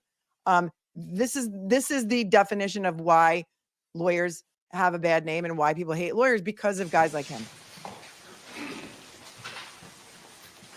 Thank you, Your Honor. Go, Mr. Yannetti. Your Honor, as I mentioned at sidebar, I intend to make less of an argument here and provide more of an explanation for the content of my motion regarding the reciprocal discovery. And at the outset, as I mentioned in court last week, this was indeed my motion. Mr. Jackson's name is listed first only because I used a template for the signature block, and that's why I'm addressing this today. And regarding the motion itself, I do acknowledge that I did not file a motion for impoundment when it was filed. And to the extent that that lack of impoundment is not congruous with the protective order, it was neither intentional nor willful. It was an oversight, not an attempt to flout any rules of this court. And while I do ask the court to take my word for that, I do also submit that there is evidence to back up that word. Specifically, I would note that one of the examples I cited in the motion deals with the testimony of a juvenile. And when discussing that testimony in the motion, I made sure to use initials, not full names, so as to protect the juvenile's identity and to comply with the court's protective order. That's evidence that I did not intend to violate the protective order and that I was mindful of it in that instance. Regarding the communications involving Mr. Proctor, I frankly and simply did not connect that topic to the protective order when I was drafting it. It just did not register with me. It got by me. When I read Mr. Brennan's motion, I went back, looked at the protective order, and then it sure did connect with me. So I immediately called him and I was transparent with him about what had happened. And so we get to the issue of whether sanctions are appropriate. And I recognize the court's discretion in this regard. With regard to this issue, I believe it is worth underscoring Mr. Brennan's reasons for seeking the protective order in the first place. He listed 3 reasons for the protective order when he filed the motion. And I quote his reasoning here. This order is necessary to effectuate the well-established privacy and safety interests of witnesses and to protect the integrity of ongoing investigations. So the Commonwealth sought to have this court issue the protective order to protect, number one, privacy interests, number two, safety interests, and number three, preserving the integrity of other investigations. And I submit, Your Honor, those interests are all laudable. And I respectfully submit that my disclosure here did not undercut those interests. Regarding any privacy interests, Michael Proctor's opinions about Karen Reed and her attorneys have been well established and was well-known public knowledge as a result of the first trial. His opinions about my client and me were publicly aired at trial when his other text messages had come to light, inadvertently revealing that he feels the same way about Mr. Jackson that the public already knows that he feels about Ms. Reed and me is a disclosure, mistakenly, that should be considered in light of the circumstances that already existed in the public domain, I would submit. And while the protective order covers this communication, I will note that it was certainly not an instance where I, flagrantly revealed or even inadvertently revealed social security numbers, addresses, dates of birth, private information to that effect. As for safety interests, which was the second reason for the motion for the protective order, revealing that Mr. Proctor has opinions about Mr. Jackson does not jeopardize or otherwise implicate his safety, I would submit. At all times during this investigation, and to the best of our knowledge, Michael Proctor is still a Massachusetts state trooper, and he's already on record with his well-publicized opinions as a result of the first trial, again, about Karen Reed's attorneys. So further information coming to light in this motion that he feels the same way about Mr. Jackson that he does about me does not move the needle, I would suggest, toward jeopardizing his safety at all. And finally, with regard to the third reason for the protective order, I revealed no information about any other pending investigation. In this message, Mr. Proctor was strictly discussing Mr. Jackson. Mr. Jackson does not represent any other individual that Mr. Proctor or the Norfolk DA's office is investigating. He represents Ms. Reed. And so that message from Mr. Proctor was strictly about this investigation and no other. So, in conclusion, Your Honor, I told the court I'd be brief. Protective orders serve important and laudable purposes, and attorneys, including me, need to be diligent in abiding by them. I exercise diligence in abiding by the protective order that this communication got by me. The court will obviously determine the matter, and in making that determination, I simply ask that the court consider the interests of the protective order that were laid out by the Commonwealth and discussed by me here, and as well as whether there is a degree of prejudice that would warrant a sanction. Thank you. Do you want to address the disclosure of grand jury minutes? I am prepared to do that. If Mr. Brennan is resting on his written submissions, then I can give my oral argument now. Mr. Brennan, you already argued this, right? Mm-hmm. I didn't. I do have concerns about my ongoing obligations, so perhaps I could have a moment's silence. You have concerns about your ongoing obligations? I think you're kind of confused about what your obligations are. Argue what's in your papers. Don't just start bringing stuff up when you get up to the podium. They didn't ask for a gag order, right? I'm going to look at the papers again while they're talking at sidebar, but Yannetti did the right thing, fell on his sword. He said, I'm the one who drafted this. It got by me. It was not intentional. Yes, I published the text message in which Proctor said, Alan, my co-counsel, is an a-hole, but everyone knows, the worldwide audience knows what Proctor thinks about the defense attorneys, because in the first trial, some messages came out and said that how much he hated David Yannetti. And then I think he even sent like a picture or something in his group text to his friends talking about how much he hated David Yannetti. God, I hate this man, or something like that, right? Do you guys remember what exactly that was? what the quote was in that old text message from Procta about hating David Yannetti. And he went through what the protective order said and what it was designed to protect. And he said, none of these things really apply, but I get it. You are, this is at your discretion. And so I am going to defer to you, Your Honor. But he did make it very, very clear that he's the one who wrote it. It's my fault. It's my fault. It's my fault. It's my motion, my mistake. And therefore, give it to me, baby.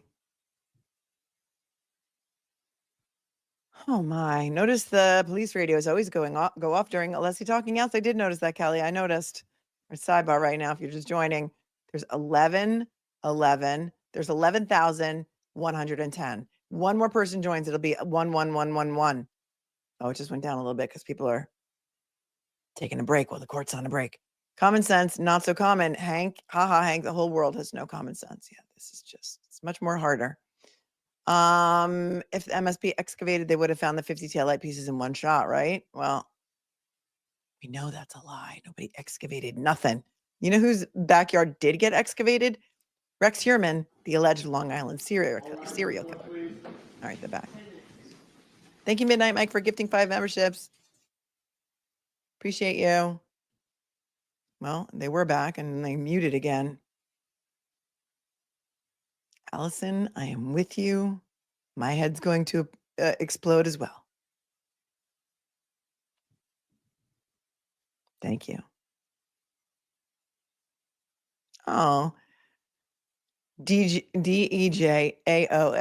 is speeding up on the treadmill because of all of this hearing anger. So thank you for your super chat. Kay Willis is here. If you want to sell your house, south of Boston, thanking me. Thank you for your super chat. Amy, will an interlocutory appeal work on the judge denying the defense? Denying the defense to not turn over impeachment evidence. I don't think that that's a basis for an interlocutory appeal. But again, the rules of Massachusetts are upside down. So I don't think that there is one. I don't think that there's a right to one, let's just say. Cynthia gifted 5 memberships. Thank you, Cynthia, 1880, so much. Leona says, I love watching you. Karen Reed is 100% innocent. Thank you for your super chat. Chloe's in scissors. Well done. Says, I choose option 2. Well done. With the screen name. On top says, there are unknown tribes awaiting law schools in the Amazon jungle to open for this very reason. Thanks for your super chat. K-squared, can the defense say they can't agree to anything about accepting the weatherman until there's a written reply from the Commonwealth? They can try, but, you know, rules for me, rules for thee and not for me. It seems to be the, you know, the rules of this courtroom anyway in Norfolk County. Carrie, I can't believe this is real. I can't either. Thanks for tuning in from Canada. Tammy Tebow, it's coin hunting day. I'm rage hunting listening to this. Already threw a couple. I'm not sure I'm missing what I'm looking for. How can we know about Chloe considering she was not available to the defense in the first trial? Well, yeah, exactly. This is so backwards, upside down, inside out, and wrong on so many levels that it just begins to be par for the course after a while here in this courtroom, in this county, in Massachusetts. Thank you, Tammy, for your super chat. Pam McKinnon, we all need this reminder. Breathe in, breathe out. Thank you for your super chat. Tracy Walker is here. She gifted 10 memberships. Thanks, Tracy. And to the 10 new members, welcome. They're taking a 10-minute recess. All right, so we got some time. That's why we're going through the super chats. Thank you for whoever found that out for us. I did see Nurse Kim sitting in the back row on the Karen Reed Friends and Family side. So she's there. I think that Will is there. I don't know if he's in the courtroom. Will the Glera. Loudmouth says, I bet Aiden's losing his ducking mind right now. I'm with you. I bet you he is too. Piney Woods is here. Thanks for the 20. This argument is outrageous. What about the hostage video by Marcy? I am outraged. We're all outraged. Coming in with the song lyrics, a little Jimmy Buffett from Sharon. If we weren't all crazy, we'd all go insane. You know it. We think in song lyrics here.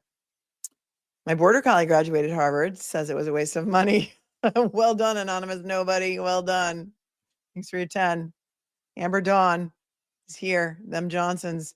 Per Canton Chronicle, guess what else has a mandatory deadline of April 1? The Canton Police Audit Final Report. Oh, shocking. They probably won't release their findings until 30 days plus, well into trial. Coincidence? I don't think so. There's no such thing as coincidence. You remember that book, The Celestine Prophecy? It's real popular in maybe the 90s. There's no such thing as coincidence. It even had a workbook that went with it. If you know, you know. Celestine Prophecy. What advice would you give the defense after today? I don't think that I have any standing to give the defense any advice. I need to see what happens today. We're not even done. We're not even done. So far, I think they've been on fire. And I really don't think it's my place to give them any advice. Dennis, thanks for your Canadian super chat. Hence the joke, what do you call 10,000 lawyers at the bottom of the ocean? Answer, a good start. Commonwealth is such a duck and farce. Yeah. TT, not DT. I moved to start a rage coloring club. All right. I'll allow it. Tracy's gifted another 10 memberships. Thank you, Tracy. You're so very generous to this channel and to so many other creators because I see you in other streams giving away memberships like crazy. I think on Uncivil Law last night, you gave away something like insane, like maybe 100. Like you are amazing. Thank you so much. I moved to start the Rage Coloring Club. Yeah, here we are. Everyone hit the like button and subscribe. I am going to just quickly go fill up my iced coffee, and I suggest that you do the same while the court is on a break. So give me one moment, and I'll be right back.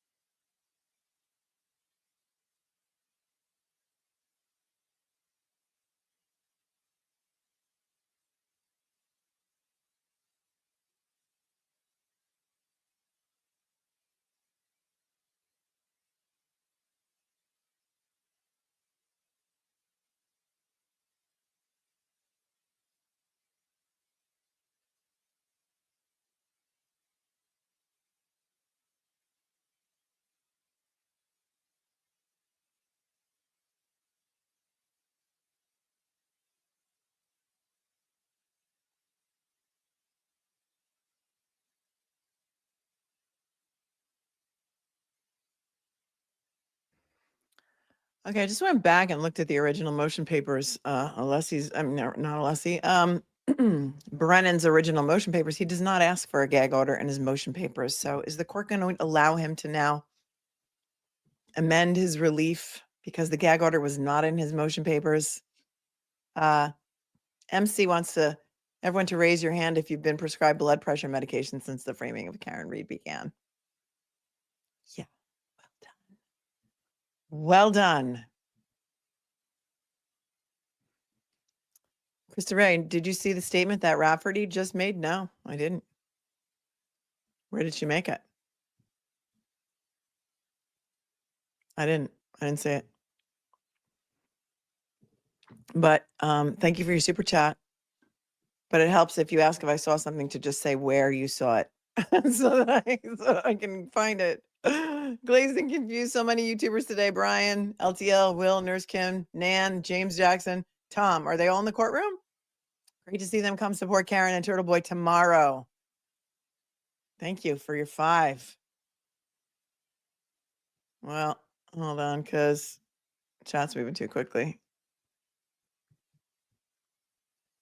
Yes, me, myself. I was waiting for that too. It says, I sense not only a gag order, but cameras being banned from the courtroom. They're back. Thanks, Kelly Jane. Come on up. Another sidebar? This is like a false start. I moved to put an end to all of these false starts, Your Honor. Lola now understands why people drink so much there. Thanks for your super chat. Can't anyone intervene in this unbelievable display of blatant bias, says Deb. Yeah, no, not a thing. Judges have wide judicial discretion along with immunity. Thank you, Leslie, for becoming a new member, and Linda. Thank you, New Hampshire woman, for gifting a membership. And also Chastity, Danielle, for gifting a membership. You guys are so kind and generous to this channel. I appreciate you so. Nothing to see here. Shh, don't tell them. Says head on the floor, BP high, and heart monitor keeps going off. Okay, everyone, take a break if you need to. I'm shaking. Hank is the scum of the earth. Bev Caterson, prayers for Karen, free Karen Reed. New Hampshire woman is rage coloring and making a blanket for it. She's in. Thanks for your super chat.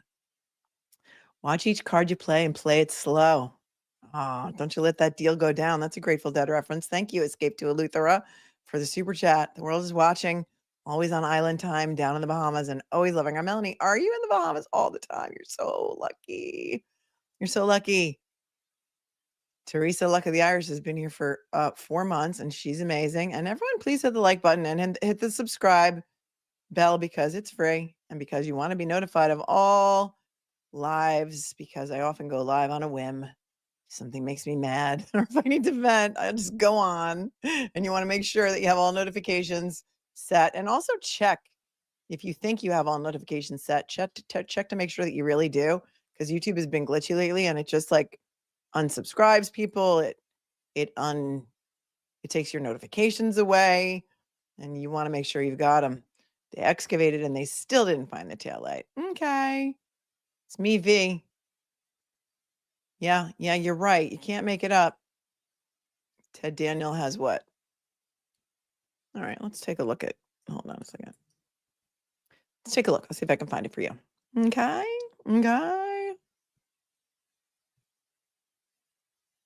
Hold, please. Talk amongst yourselves for a second.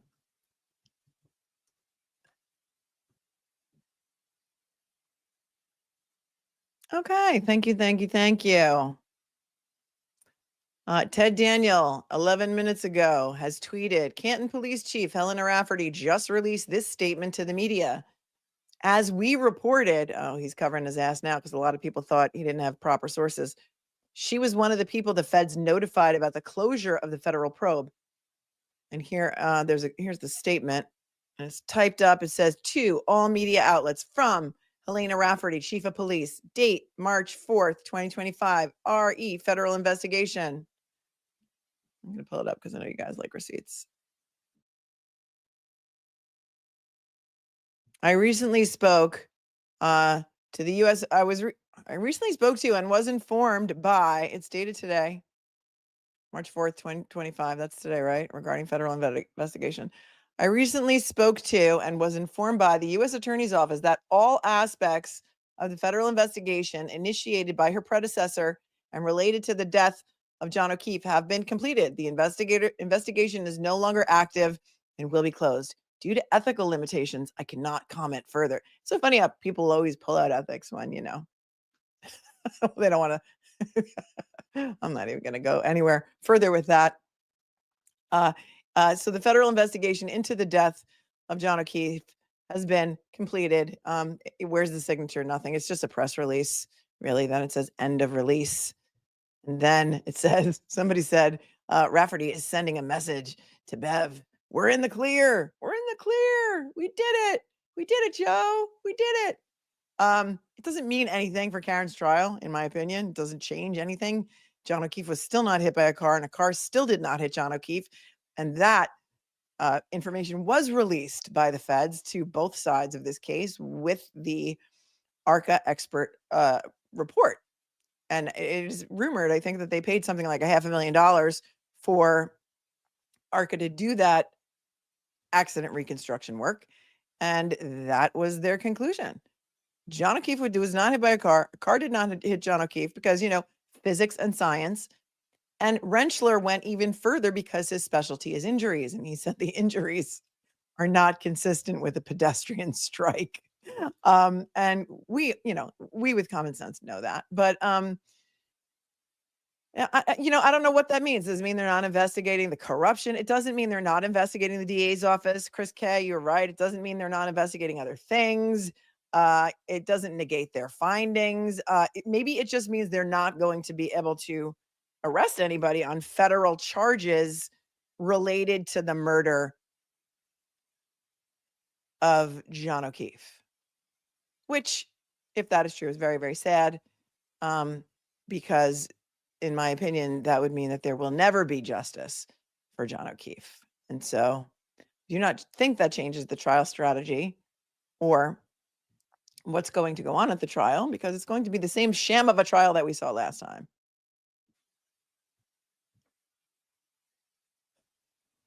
Andrea says, Walmart even has letterheads when they make statements. Well, Walmart is better than Canton PD.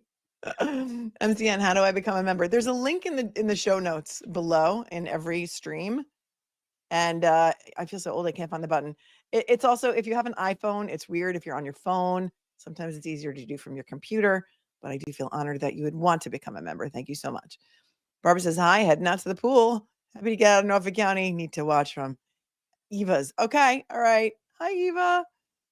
Thanks, Barbara, for another super chat. Elizabeth is here. Thank you for your Canadian super sticker.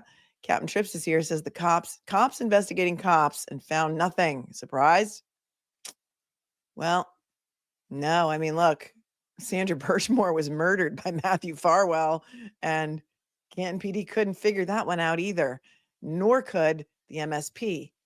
They ruled that one a suicide. They still haven't brought state charges, by the way, against Matthew Farwell, while he sits in Club Fed awaiting his federal trial.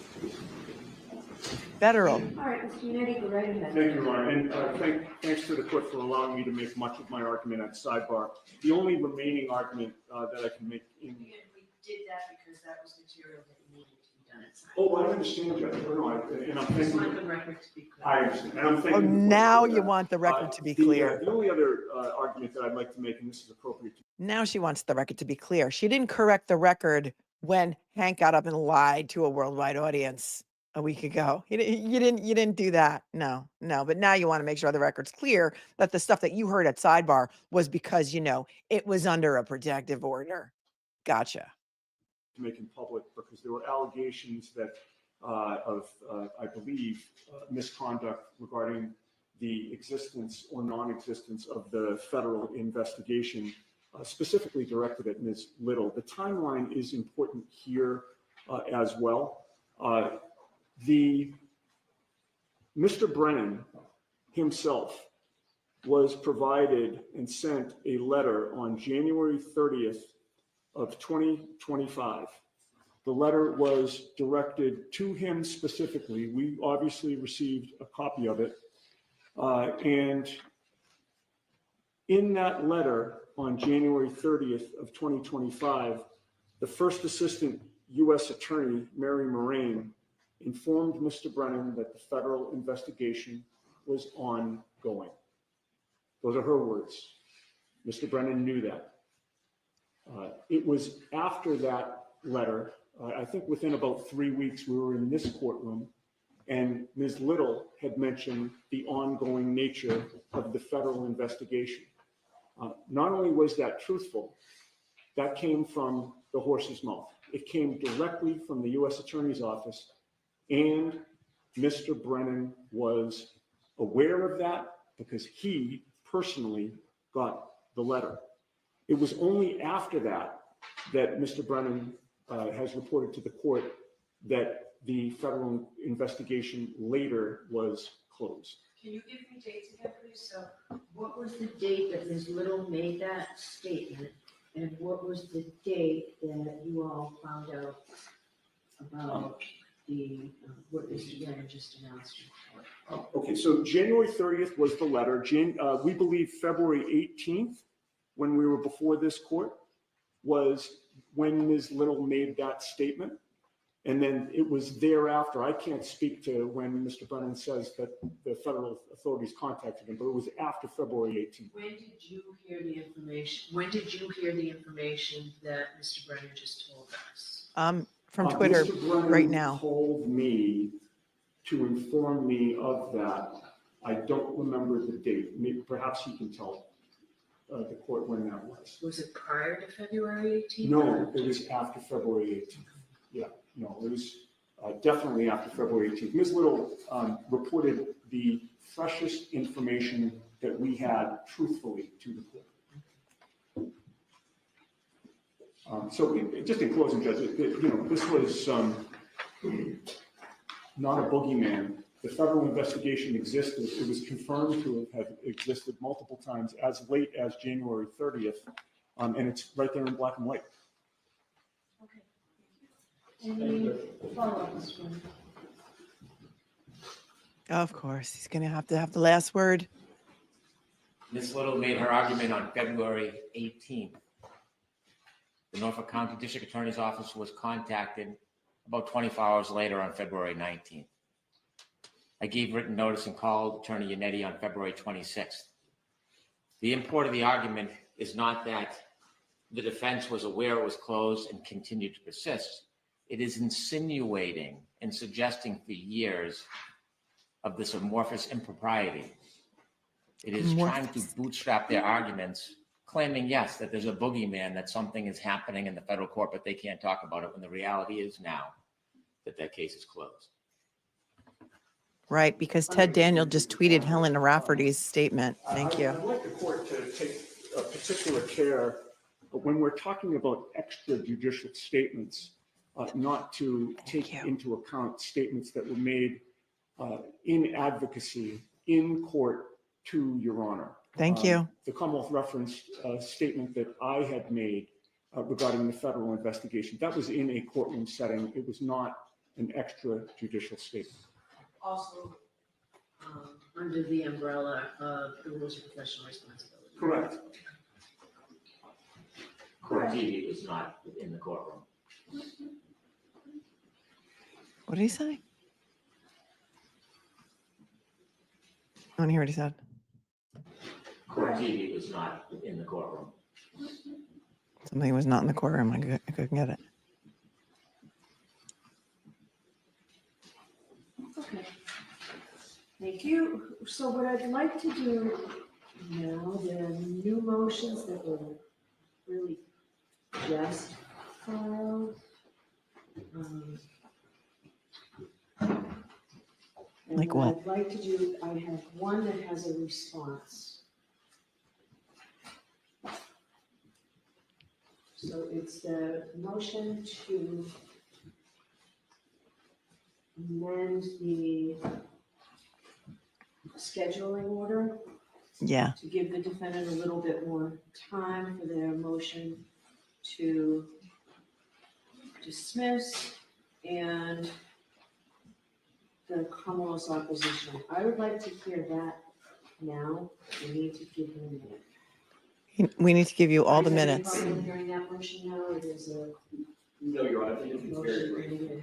Good. I can't wait to hear if they turned over more Sallyport video today and their new chain of custody logs. She needs a minute. We can fast forward to real time. Maybe. Oh, look, Paul. Paul O'Keefe scratching his face. Wait, come back to your screen for a second. Wonder if that's his new signal. Wait, did we miss it? Hold on.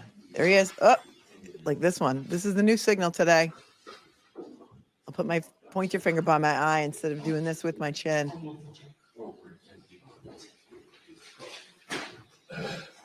What a kangaroo court this is.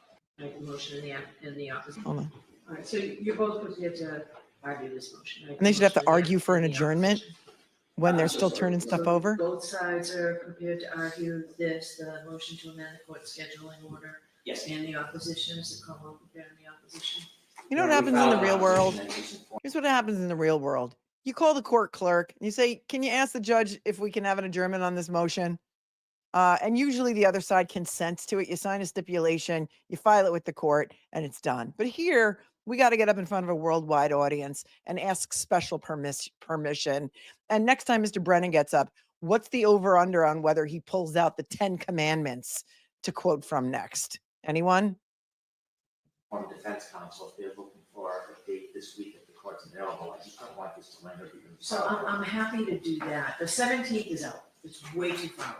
And it's But St. I will Patrick's hear Day. you. I know what I think is a reasonable date, but I will hear you to see if you need more time than what I think is reasonable. I'll agree if they need a few more days without opposition. A few more Shouldn't days. that be Yes. counsel? Now, maybe they can agree on a date because St. Patrick's Day, first of all, is out because, you know, that's our holiday and we celebrate. Also, you know, you shouldn't need that much time if they turned over more video to you today. You can just get your expert to look at it on a rush. Okay. Thank you. Very briefly, and I appreciate Mr. Brennan's accommodation. We received on Friday about 400 pages of new discovery, including most of it is probably not attendant to the motion to dismiss, but there are several reports, I think about 4 reports from Trooper Buchanan, Officer D. Jim Petro, D.I. capital G.I.A.M. Pietro. It's the retired and 2 detective. reports from Lieutenant Tully that are specifically attendant to the issues involved in the motion to dismiss. And then last night we got additional videos, video evidence, both 9 videos of the download process of Sallyport videos, and then about another 15 actual videos. I basically, What's the quality of those videos? Are they poor quality? I wish I could tell you. One of them came in, one of the batches came in after I was already asleep last night. I think it came in probably 10 or 11 last night, and I didn't see it until this morning. I've not looked at any of them. It's like 2 a.m. for him. Oh no, 2 a.m. here. I know Miss Little was. Your Honor, I briefly looked at them. It took about an hour last night at 9:30 p.m. to download everything. I cannot represent to the court that I've gone through it in detail. I saw what was there. I'm generally aware there are about 8 videos that were produced of them filming themselves, dragging files that got in and out. There's about, don't quote me on the exact number, I believe approximately 9 videos from the Sallyport garage, maybe 12. I have not watched them in detail. They did the drag and drop. Is it something you can actually see, or is it blurred and? I think some of them are at least the same ones. Some of them I think. No, but are they blurry? I haven't watched them all in detail. I can tell you that they have the same file names as some of the ones that are produced. They have different file sizes, but I haven't gone through them in detail. It was 9:30. 9:30 at night. So, Your Honor, just to close, I think that if I have overnight this evening, I think I can be ready by tomorrow. I'm generally ready. I just want to make sure I'm not missing anything, leaving anything on the So table. what I was thinking by way of scheduling, we've gone through just about everything we need to go through today. I just wanted to, because it's about scheduling, what's the Commonwealth's position on Ms. Little's, I assume it was Ms. Little's motion filed by Ms. Little motion to reconsider my previous ruling on the videos? Do you want time to file something on that? Are you prepared to argue that today? Because I can tell you the options that I have for scheduling. We've already downloaded the videos and provided them to yesterday pursuant to the court's directive. Okay, so that was going to be another issue. I have not looked at them, Attorney Riley did, and he represented that they're all the videos we've already turned over, same quality as we previously provided. So they're all They're shit. just copies of the same videos, although they do want to make sure the defense has an opportunity to examine them for themselves. But those have all been done, so the idea of revisiting that, we passed that. All right, so in order to keep moving this case forward, because I know how hard everybody's worked, what I was going to propose, based on my review of this, because I could just say no, which I'm not going to do. I could just say no. I would like anything that the defense is going to put in writing. If you're going to supplement this, and I would keep the supplement just limited to the Sally Port video and related evidence, that has to be filed by Thursday with the idea that we will have a hearing on this on Friday. We have Friday already blocked off. This way here, you can all leave for today. And we'll come back Friday with this. But I'd like it filed no later than 2 o'clock on Thursday, Massachusetts time. We've been getting things coming in later. Oh, Including something from Misty and Eddie after 5:30 one night. So we need things Really? filed by that court day. So you can have anything that the she calls out the defense wants all the filed time. by 2 o'clock Thursday, and we'll see you all here for it how long do you think it'll take to argue the motion to dismiss? Your Honor, I would expect my comments, just based on what I have so far, an hour plus, perhaps an hour and 20 minutes, something like that. Okay. Carlos, response, any idea? Of argument time, Laura? Yeah. It really depends on what the defense argues, but it typically is less. So 'Cause you if could think we on your start at feet. 11, we'll finish Friday? Of course, yes, I believe we will, for sure.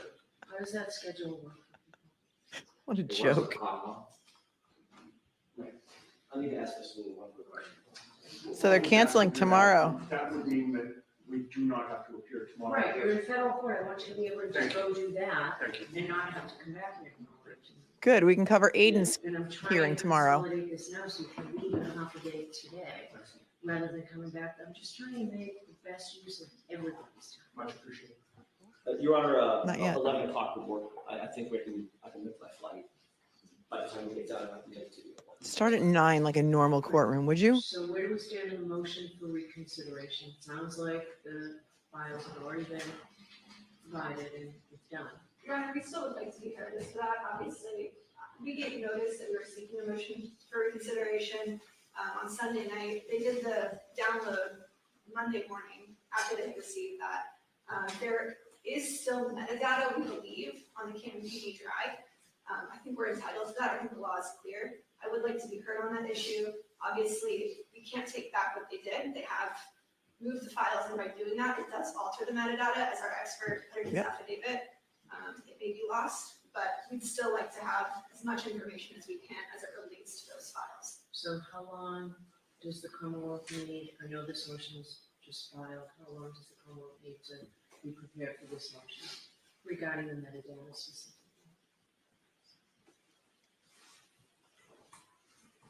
I think we'll file a written response. Okay. So we're gonna be a couple of days. Okay. And if we have motions on maybe Friday. Yes. So I think I'll make a motion in writing, but I think we will hope to have the weekend if the court allows, because with all of these hearings, it's taken away quite a bit of our time. Right. Can you argue it on Friday and file a supplemental afterward? I can do that. That way then we can have everybody here Friday and I don't need to bring everybody back on Monday. We can do that now. Your Honor, I would ask for the same courtesy for the defense. We have Yeah. all of our reciprocal discovery due on Thursday. We have all of our motions when we do on Friday. I know the court would like us to have, the brief as to the motion to dismiss on Thursday, and I would love to be able to get the court that. But I would appreciate a little bit additional time as well. Yeah. So I need to know how this affects the motion to dismiss though, right? You've had this since, so these recent ones, but I need to know. Yeah, how this that- morning. Are you going to argue that in the motion to dismiss? Well, I don't know because we got it last night at 9:30, so I wish I could answer that for the court, but I'm in a bit of a catch-22. It might be irrelevant, it might not change anything at all. I won't know until I have a chance to actually go through everything. need time, right? I need to. Who's banging into the mic? It doesn't have to be a complete report, an outline even, would the Commonwealth be satisfied with an outline? You know what the points are? An outline of what you are. Of what Ms. Little says, how. Somebody have drumsticks? There's like disclosure of videos. Sure, we'll deal with it. All right, so if you just so that I know the points that you're raising for the motion to dismiss, and then I want to supplement it very quickly thereafter. I have to decide this and put something right. So I need it to be done as quickly as possible. We've got a team of lawyers. I know the lion's share of the writing appears to be on you, Ms. Little, but there's What? everybody here that can help. Yeah, 1 minute. You've got a team of lawyers. You should be able to do this. All she's asking for is the same courtesies that you're showing the guy who's attached to your bench. Notice the layout of the courtroom here, how the prosecutor's bench is attached to the judge like they are one. I've never seen that in any other courtroom layout. Given what Mr. Lee just said and the court's concerns, I take Mr. Lally at his word that the new videos Mr. Lally? are duplicative of things that we already have, which Did you just call him Lally? Wait, hold on a second. Mr. Lee just said and the court's concerns. I take Mr. Lally at his word that the new videos are duplicative of things that we already have, which means it's not going to make any difference whatsoever. Could I ask the court if it's okay with Mr. Brennan, we can be here tomorrow afternoon, tomorrow late morning, right after the federal court proceeding. He's here now. Let's just argue this tomorrow. Thank you. I will concede This, what? the motion to dismiss. I think I'm pretty much ready now. I can be ready by tomorrow. I need to add a couple of things about the new report. She's like, yeah, no, I already made plans.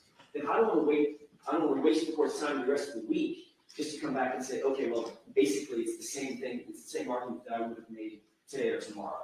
So I think we can do it tomorrow if that's okay with the court. Are you waiving the additional argument that Ms. Little says? Are you saying now that when Mr. Lally told you that, you accepted and that's fine? I accept his representation is true, and I don't think that we need to file a supplement, which is really where the hang up is. He doesn't need to waive anything. If the videos are the videos, we don't need another supplement.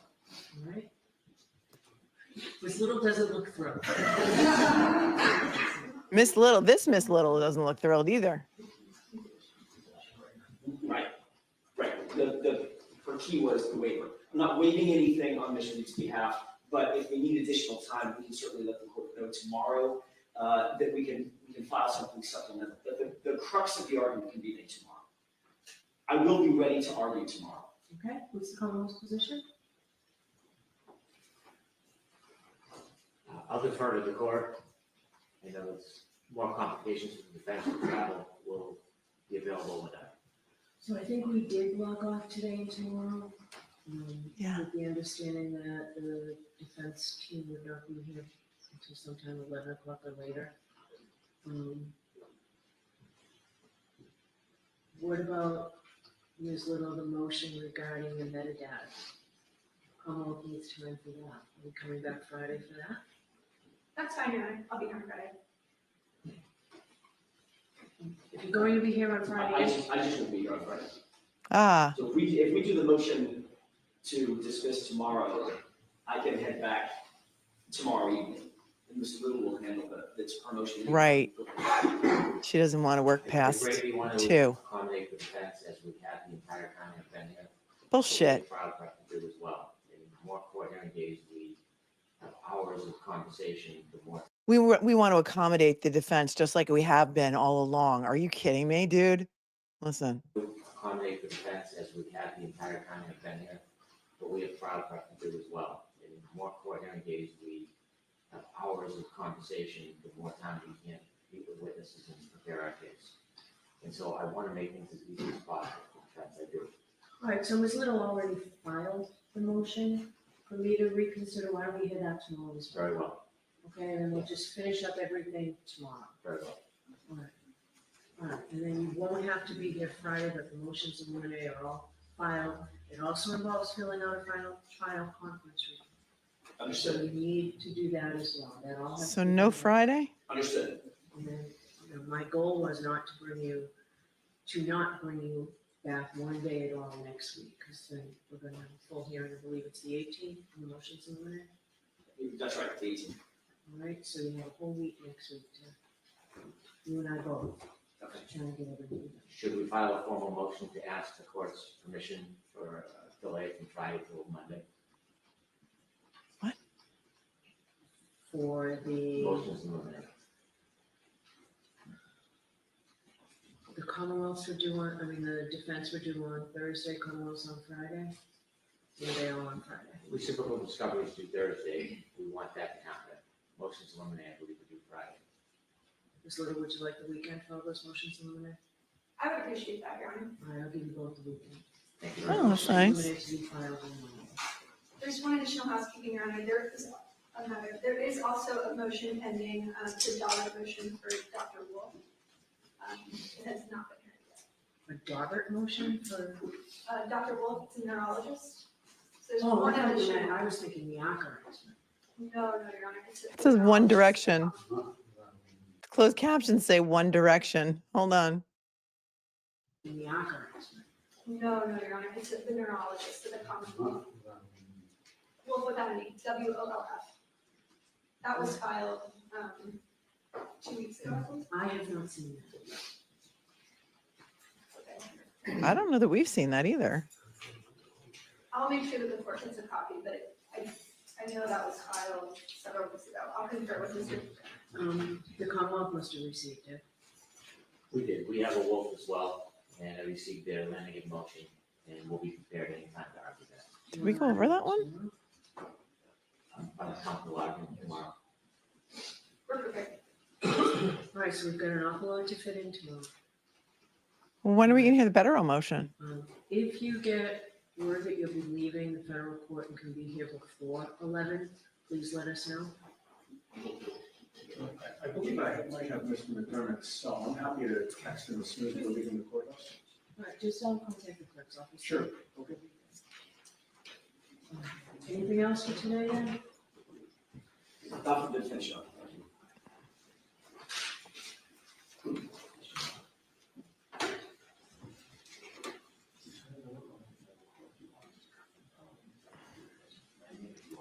All right, so the way it So I'm stands. gonna give you all a, why don't you clear up all the things I'll be out to. What? She's going to be out? Federal court is, they filed a federal habeas corpus petition, which is sort of a lateral appeal regarding the SJC decision that was denied, that denied the appellate issue on double jeopardy. And so they filed a habeas corpus petition in federal court to hear that double jeopardy issue. They've just turned off their cameras, I think. I don't think she's coming back. It said, work that out. If they come back, we'll come back. I have it on the other screen. So that's what's going on in federal court, and that's happening at 9 a.m. tomorrow. And then they were originally going to have court tomorrow after that. And then she said, no, let's do it Friday. But now she says, let's do it tomorrow. So tomorrow they're going to hear the motion to dismiss because Alan Jackson was not going to be in court, was not going to be here Friday. Of course, he has other cases to attend to. He's heading back to LA. So I guess we are coming back tomorrow because the 2 p.m. motion, there's a 2 p.m. court hearing on Aiden Carney, which I thought we could cover, but they may be able to finish all of this before that. So we'll see. We know she likes to take lunch. She likes to take her hour. And so let me just get my notes together so we can sort of recap what happened today if you are just tuning in. Whole lot of nothing because we really didn't get any decisions on anything, which, you know, is not so shocking. Trial date. So in all likelihood, not. I would say there's two things there that would be interesting to know if I were the judge, and that is one, the initial opposition. Court TV is putting on a premiere. Okay. So the first motion, they got back and they started talking about the ARCA motion again, the motion to exclude ARCA. And this is the issue that has been brought up, which many people have surmised is intended to have Mr. Jackson removed from the case. All right, looks like they're back. Hold on. What's going on? What is this guy talking about?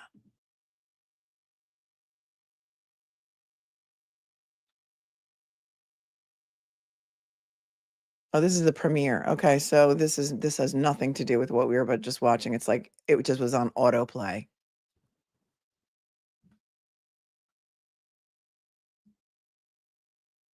They got up and they did some talking about when the invoice was turned over, when the payment, when all the mishigas about the payment. They said that the invoice and payment were turned over on the 13th of February. That the defense was actually paid the ARCA experts July 25th of 2024. Mr. Alessi argued, seems like the judge is hanging her hat on the motion that was drafted, and the motion said, and it was in Elizabeth Little's name, that, quote, ARCA was, quote, not hired or paid for by the defendant, and that Alessi said that he just found that out on Sunday night before the February 18th hearing, and that there's no mens rea, and there's no intent. There needs to be intent if you're going to hold somebody ethically liable for making a misrepresentation to the court. And he went on to say that he didn't think that there was any intent or mens rea with regard to that. And she didn't rule on it. So we don't know what's going to happen there. We don't know what's going to happen there. And then there's a motion to exclude Crosby, who is the canine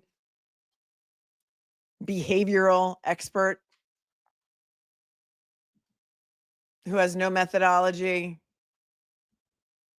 no expertise. He's not a medical doctor. It was brought up that the judge said during the last trial, you have to be a medical doctor if you're going to opine as to the cause of injuries.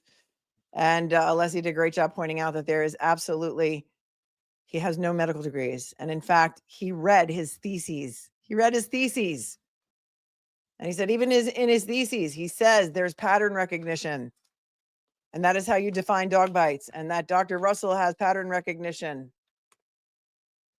experience, and that he's got no methodology, no footnote support. He talks about pattern injury in his theses, his master's thesis and his PhD thesis, Crosby's from 2023. And he doesn't talk about, can't read my own notes. There's zero mention of methodology in either of his theses. Then judge asked Brennan, oh, are you only going to call him in rebuttal? You're not going to call him in your case in chief? And he said, no, only on rebuttal. And she keeps asking this question, which makes me think like she's going to delay her ruling. And I don't think she should delay her ruling about whether these experts are able to testify on behalf of the Commonwealth, because the defense needs to prep for that. And they need to have their experts head that off at the pass if these people are going to be called as rebuttal witnesses. And I don't think that's right. So I don't know. That's just the vibe that I got from the way that she was questioning them. And then Brennan got up and said a whole bunch of wah, wah, wah, wah, wah, wah, wah, like Charlie Brown's teacher. And then he tried to, say that Dr. Russell has never testified before, and his Crosby guy has. And so therefore, his guy should absolutely be able to testify, although he never says what he was ever qualified as an expert in. In what? He never said. It's not identifying dog bite injuries, I'll tell you that, to humans. And Alessi got back up and addressed that point again. He's an expert in what? What's the methodology? He goes on and on about the methodology. And then Alessi got up and said, but, Brennan got up and said, but, Dr. Russell didn't write her own affidavit. That's clear. And we went over that and why that's a ridiculous straw man argument, as he likes to say. Then they got up and they talked about the exclusion of the weatherman who wants to come in and testify that the ground was hard as a rock. And that's why John O'Keefe's skull was fractured. The Commonwealth wants to bring that witness in. And Alessi said his opinion is in quotes, which means that even he doesn't even believe it. And then Brennan got up. He didn't even file an opposition. No, nothing in writing. Filed nothing in writing. And he said that they excavated the ground. And so he's got some lay witnesses that are going to testify, like the EMTs, about how hard the ground was. And we all laughed about that because that, again, was embarrassingly embarrassing. And he said the state police excavated the lawn, and they're going to talk about how hard the ground was too. We laughed at that as well.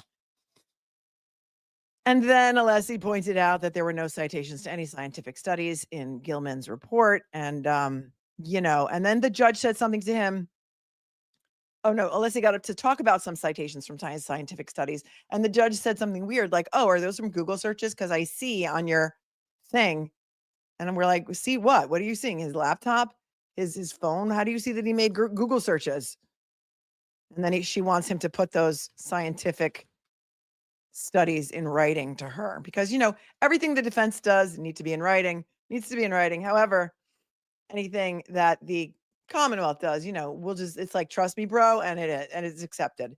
Trust me, bro is totally acceptable, as you know, in the land of the upside down, in and out craziness that is Norfolk County Superior Court.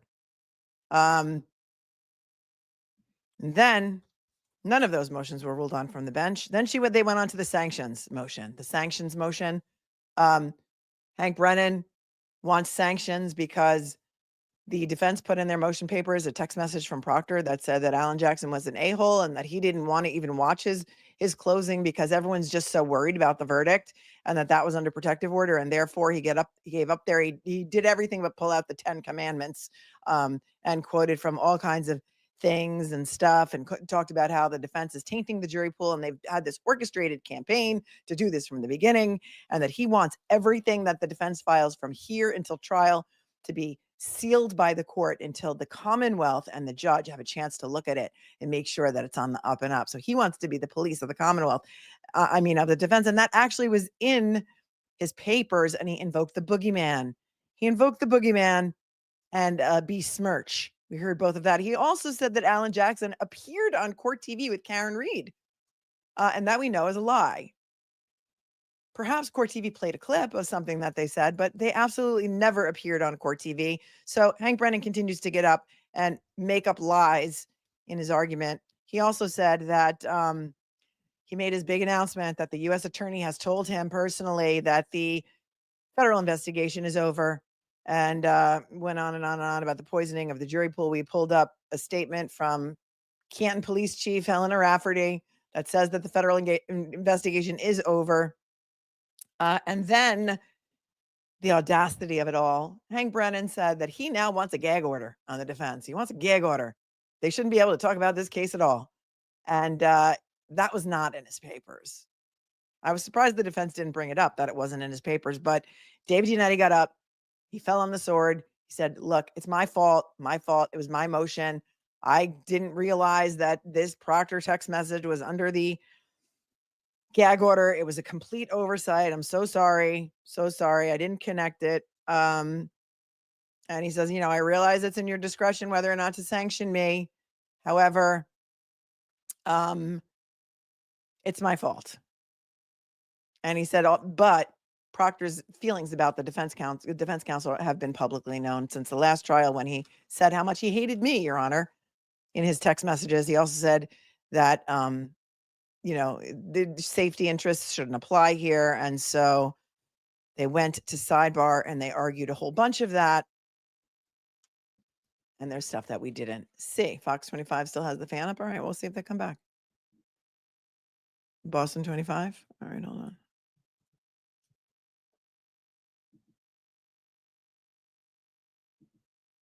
All right, we'll see if they come back. Thank you for telling me. I'll keep it up. Oh, here they're back. Look at that.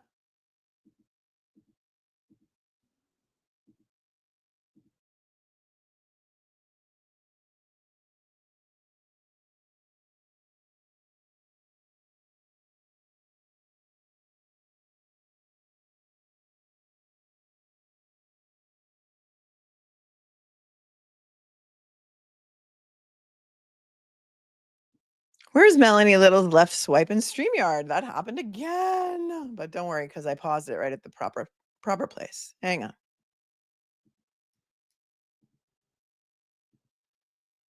Seems they are back after their break. And Boston 25 was kind enough to keep the cameras on and everyone else shut them off. You got to swipe out. Swiper, keep swiping. You're unmuted. What is back in session? You may be seated. Okay, so where do we stand? If there was something you all were talking about, is there anything that concerns me? Not at all, Your Honor. I think the schedule that the court had just articulated is the schedule that we'll follow. Mr. Brennan and I have discussed it briefly. The motion to dismiss, Ms. Little's motion, which I can't remember the name of it. The motion for reconsideration, thank you. And the Dalbert Wolf motion, I think we can try to compact all those in together. So we will. Done, All done, right, yes. so Mr. Leslie, are you arguing the Daubert motion? I'm arguing the Daubert motion, and I will compact it as Your Honor has just directed. So let's finish all this tomorrow, Understood. Thank you, Your Honor. all right? All right, so see you all tomorrow. Thank you. What All right, time? report, please. What time?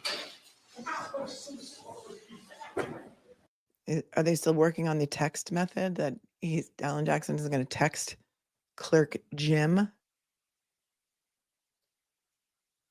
So it appears. Then they heard the argument on the motion to dismiss and whether that could be adjourned, to give the defense an opportunity to review all those new videos that were just sent at 9:30 p.m. So tomorrow at 11, okay.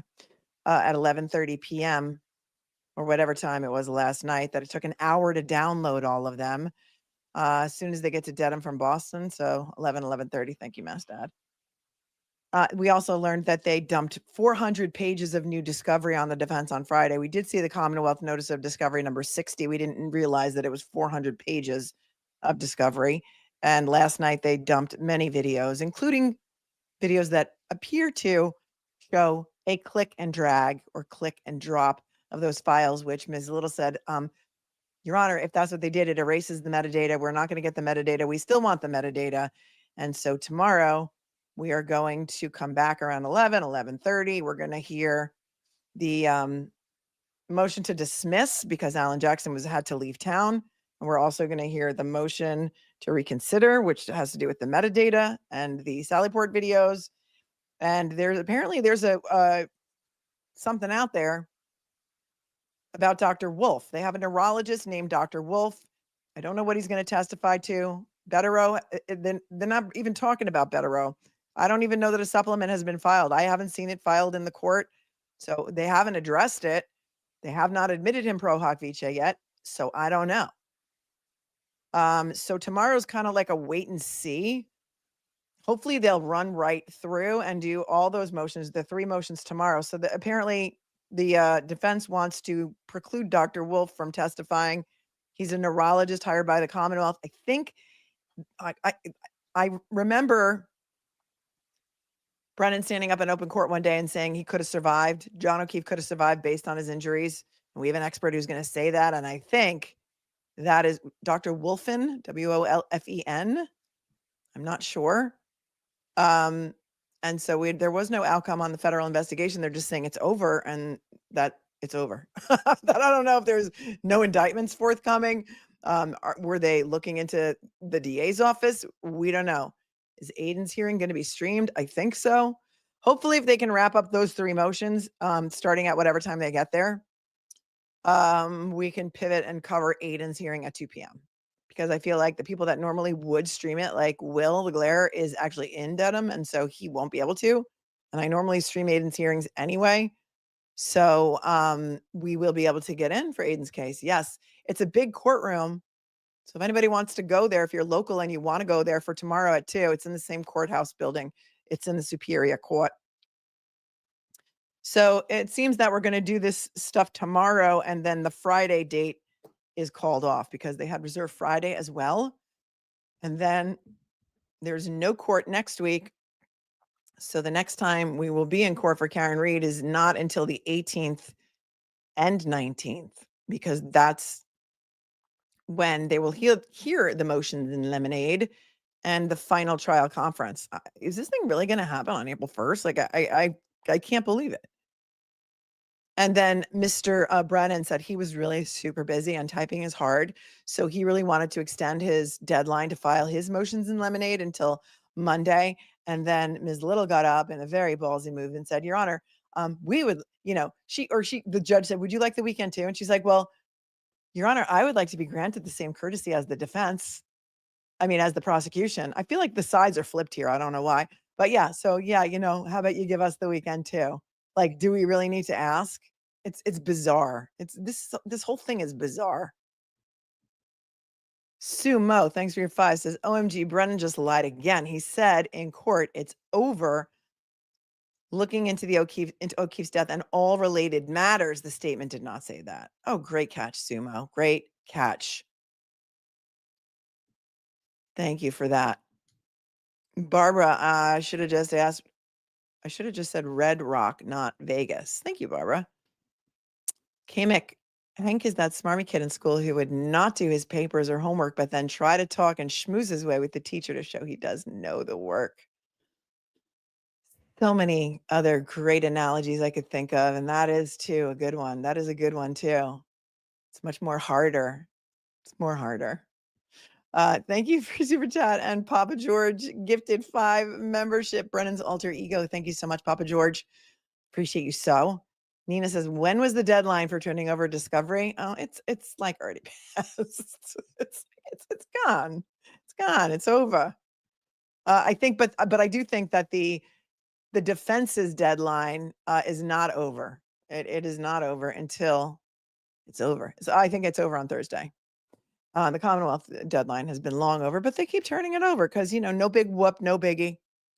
This is the Karen Reed case and all of its monstrosities that go along with it. Spirit Healing, thanks for the 20, says Bev's head hard as a rock due to frost underneath. Oh, well done, girl. Well done, Spirit Healing. Thanks for your 20. Edward says she's badgering the defense that she needs time, but this is the fault of the Commonwealth that the motion to dismiss needs amendment because of late discovery once again. Yes. The blame is never placed where it should be in this case. And it's insane. Beto is Commonwealth and Bev's Voldemort. Thank you, GD, for your comment. What about the evidentiary hearing? Fire on acid. Which one? Thank you. I don't know. I don't know which one you're talking about. But everything that I mentioned is everything that they just mentioned in court. It's very confusing. It's a whole mishigas. One giant leap for prosecutorial misconduct is here and says I'm behind, but wow, just wow. Oh yeah. If you're tuned in late, you're going to want to go back and watch the beginning. What expert is up next for the Commonwealth? An astrologist, says Madam Roz. Yeah, I think so. That right. Astrologist, 7 months of Melducation. Thank you, Laura Riker. Dennis, 10 Commandments has entered the chat. It's 20 regarding Monty Python. Well done. Thanks, Dennis, for watching from Canada. Melissa says, did you Google that? Alessi, no, Your Honor. I'm a competent attorney. Exposed. Well done. Thanks, Melissa. Miss Black, 1909. These videos are blurred because probably copied and compressed like 100 times. Yes. OMG, what the duck are we even doing here? I ask myself that every single day. Can a bar complaint be filed in an ongoing case? I mean, I don't know that they're filed with the bar. They're filed in New York with a grievance committee, but you need to have standing to file one. So I don't know what you're talking about. I would not suggest that any just people out there, viewers, file bar complaints. You don't have standing to do that. But if a judge wanted to refer something to whatever entity oversees ethics, like a grievance committee in Massachusetts in a trial that's ongoing, she could do that. Yes. Thank you, Shay Godin, for your super chat. And Kimmy, what about the motion to add Mr. Betterow? Don't know. I haven't seen any of the papers on that yet. I'm going to take a look. We'll take a look at the docket. First, I'll take a look at my email to see if anybody sent me anything that's in the docket. And then there's that. Let's see. Oops. Thank you to Vicky for buying me a matcha latte, and she's tuning in from the UK and thanking me. So I thank you very much. We did learn the other day that Brennan is being paid a lot more than the original $75,000 that the people of Norfolk County were told about. Now I think it's going to be up to something like $225,000. Maybe, maybe not. Thank you, Brittany, for your Venmo. She says, I'm an ER vet tech with 10 years experience. I see dog bites daily. Under Massachusetts rabies quarantine protocols, dogs with 1 to 2 documented bites are often euthanized due to worsening aggression. A scanned microchip or a dental radiographs may confirm vet records may confirm vet records are easy to access. HIPAA doesn't apply. Thank you. Thanks, Brittany. I don't think it's, do we know if it's even Chloe? Again, Alessi brought that up in many of his masterful arguments today. Justin, thank you for your Venmo, who says, I called the Norfolk DA's office to tell them how to pronounce Alessi since Brennan is the only one who does it wrong. That is funny, and you're probably kidding. Terry, thank you for the Venmo, thanking me. Samantha, thank you. Says, I always look forward to your live streams, but I instantly regret at the moment I hear Bev open her mouth. She's outrageous, and I am outraged. Thank you, Samantha. I appreciate you. And Louise, for yours, it says, amazing Karen Reed knowledge. Thank you so much. Nancy, thanks, Melanie. I appreciate you, and I'm grateful for your coverage. And Nancy, I'm so grateful for you, too. So grateful. And Joan is thanking me also. Thank you, Joan. I appreciate you, as does Melissa. Once in a while, you get shown the light in the strangest of places when you look at it right. That's Melissa with one S. Thank you, girl. If you know, you know. All right. So final thoughts, comments, questions, concerns before we wrap, at least for now. At least for now. David says it's much more harder for Breenan to file his motions. Yeah. Thank you for your super chat. Could there be a move to block cameras? Yes, there could be. I expect that we're going to see that next. And, you know, he wants a gag order now. He doesn't want anybody to be able to talk to the media or to pontificate from the courthouse steps.